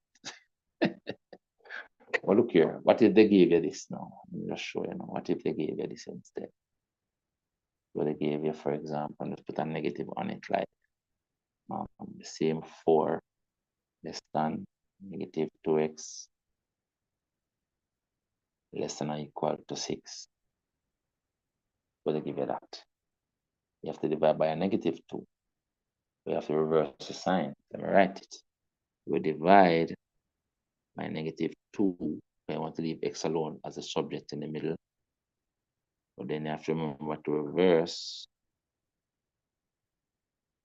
the less than and less than or equal to signs.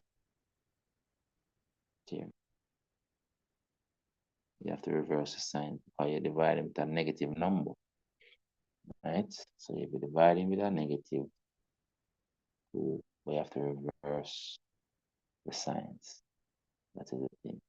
If you had this. So we divide this by the negative 2, divide this by the negative 2, divide this by the negative 2. we have to reverse the signs. And so what would happen is that this will become -2. This sign is reversed to greater than. This inside will become an x. And this sign is reversed to greater than. And then this will become a -6, -3. And this whole inequality can be spun around because the -3 is smaller than -2, you know. If you look at a number line, you have 0, you might have -2 here and -3 here. This is in between these two ranges, you know. And because the equal is on the -3, would shade it. But then this one is unshaded and the x is between them. So it'll be this range. So it means that this can be spun around and written like this. X is greater than or equal to -3 this way, less than -2, because this is saying x is less than -2, -2. And this is the answer that you would most likely see on the paper if they gave you this to do. Let me take off these things in blue. Let me take them off. And I'll say if they give you something like this with a negative, when you divide by the -2, you have to remember to reverse the inequality signs. You have to remember that. You have to remember. You cannot just divide by a negative number. It's an inequality. You have to reverse the inequality sign. Very important that you remember this. All right, so that would be your answer if you were to get something like this.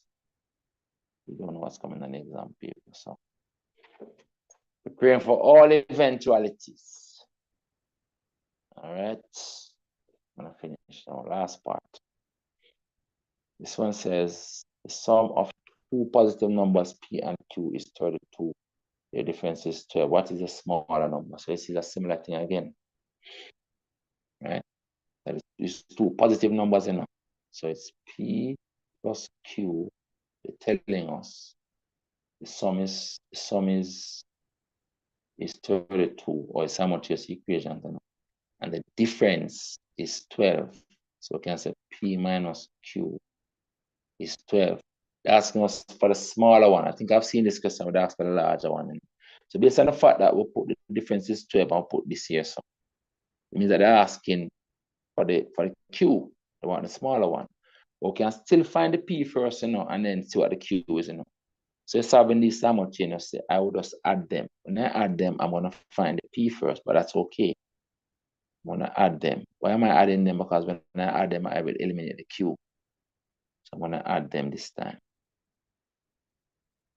When I add them, this gives me 2p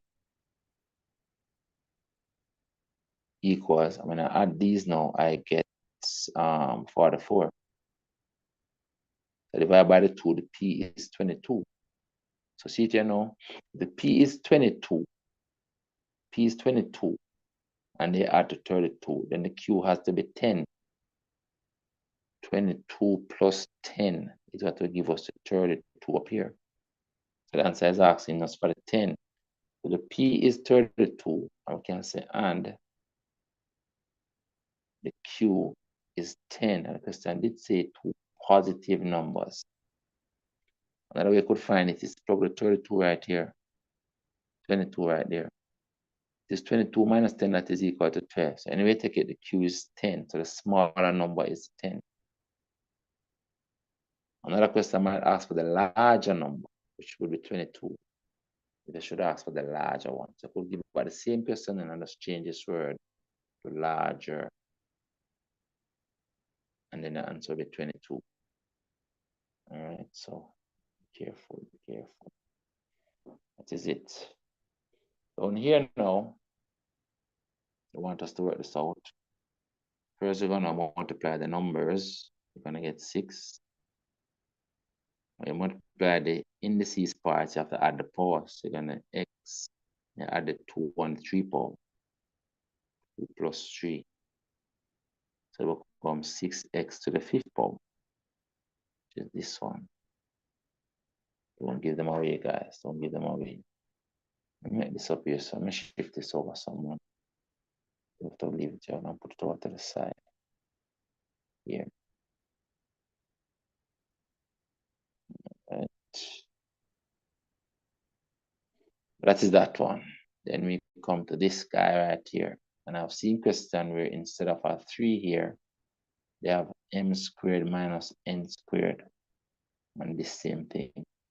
This time is a cube. We have to be careful. All right. So they can set by the same question and put a 2 right here instead of a cube. In any case, we want to work this out. So like we'll put in the 5 right here. I'll put in a 2 right there. All right. So this becomes equal to the square root of 5 cube. First value of cube. Then it is minus, careful, it is minus the second value squared, which is 2 squared. Now, the 5 cube is 125. 5 times 5 times 5 minus the 2 squared is 4. That becomes the square root of 121. Everybody knows that square root of 121 is 11. So this is equal to 11. Is it? Then I think we reach our second to last question for the day. 3 star 6 is 12, 2 star 5 is 9. Then which of these? You said then AB is defined as this. So its question is, which of these satisfy both? Which of these satisfy both? Now, basically almost like a trial and error thing. And maybe sometimes you can look at it and see. This looks like 2 times the first value plus the second value. See?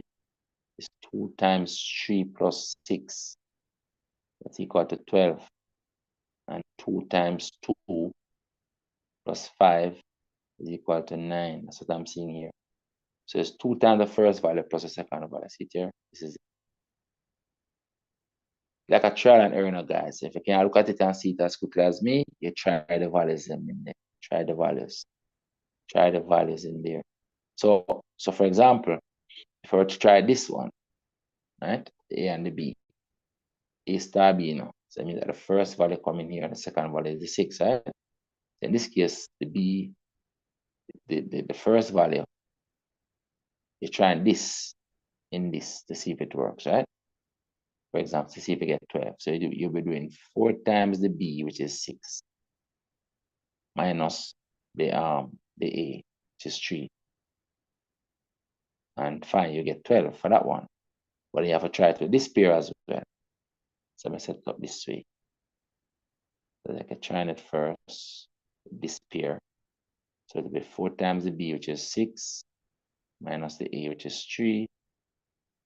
6 minus 3 is 3. 4 times 3 is 12, which is okay. But do we get the other one? We have to work on the other pair as well, this pair. So the second pair would be 4 times the B. The B is 5, minus the A. But this look like it worked too. No, it don't work. I get them back 12. But it's 9 I'm supposed to get. 4 times the A is 2. This is giving me 12 as well, which is not 9. I'm supposed to get 9. So if it works, I would have supposed to get 9, right? I'm not getting 9. But try the second one here. Second one here is a different color for the second one. But try the second one with the first pair to be 3 squared minus the second value here will be 6. Right? 3 squared is 9. 9 minus 6 is 3. But this don't work already, so this one dead. But that is not equal to the 12 that we're supposed to get. And then this third one, I'm going to try a different color brown for this one. I'm going to try this first pair first. I'm supposed to get 12. So it will be 6 times the first value, which is 6 times 3, minus the second value, which is 6. That's giving me the 12, because 6 3s are 80. 80 minus 6 is 12. But I have to try it with the second value as well. the second pair, I should say. That will be 6 times the A, which is 6 times 2, minus the second value. The second value is a 5. But this now is giving me 12 minus 5 is 7. And the 7 is not equal to 9. So you see, these three, if you were to try values, would not work. But if you try the last one, it would work for both of them. And so you would know that that is the answer. It works for both of them. Let me write them out here. That it works for both of them. It works on the 2 times 3. 2 times 3. 2 times the first value plus the second value. That gives me the 12. And 2 times the first value in the second pair plus the second value. That gives me the 9. It works for both of them here. And that's why that is the answer. Formula works for both of them. Now come to the last question for today, guys. Last question for today. I don't think we do too badly with the time. I started late because of the class situation. It says when 8 is subtracted from a certain number and the result is multiplied by 3, the answer is 12. What is the answer? So it's basically the same thing. We do a question like this before. So let's set it up and solve it. So when 8 is subtracted from a certain number, 8 is subtracted from a certain number. See there, 8 is subtracted from a certain number. And the result, that result is multiplied by 3. The answer is 21. So this inside this, so it's 7. You're going to divide by the 3, you're going to get 7. So x minus 8 is 7. You add the 8 over here.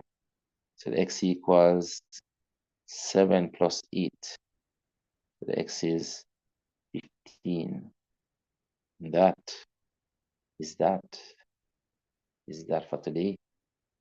We shall start back tomorrow. What we're doing tomorrow? Let me just check. Hold on. Let me tell you what topic we're doing tomorrow. So I think we're leaving the matrices for last. I think we're doing measurements, and let me just see what we're doing tomorrow. Let me say, hold on, give me a second. Let me just say it right now. What we're doing tomorrow quickly. Let me see. 30. 1, 2, 3. All right, we're doing statistics and measurements tomorrow, guys. Statistics and measurements. So we're not doing this tomorrow. Skipping over this, we're coming back to that on the last day. So doing statistics and measurements. So here's measurements. Might just start with that. So we're doing all these measurements questions tomorrow evening, and statistics tomorrow. All right, so let's try and have an efficient session tomorrow. Hopefully everything is okay in the classroom. So doing all of these tomorrow. I think it ends here, right? And then everything is on Tuesday. So measurements and statistics tomorrow. Okay, so starting back right here tomorrow with measurements. All right, everybody good? Yes, sir. Remember, I know you still Yes, have to do sir. 20. You still have to finish the 29 papers, you know. You have to finish the 29 papers that I gave you. Finish them already, start them over again. More maths equals better maths. So if you finish them already, start them over again. The 29 papers. All right. Remember, we have a plan also for Wednesday and Thursday. You're gonna do 12 papers for me between Wednesday and Thursday. 6 of them on Wednesday and 6 of them on Thursday. All right, that is the plan before the exam on Friday. All right, bye everybody. See you tomorrow. Bye.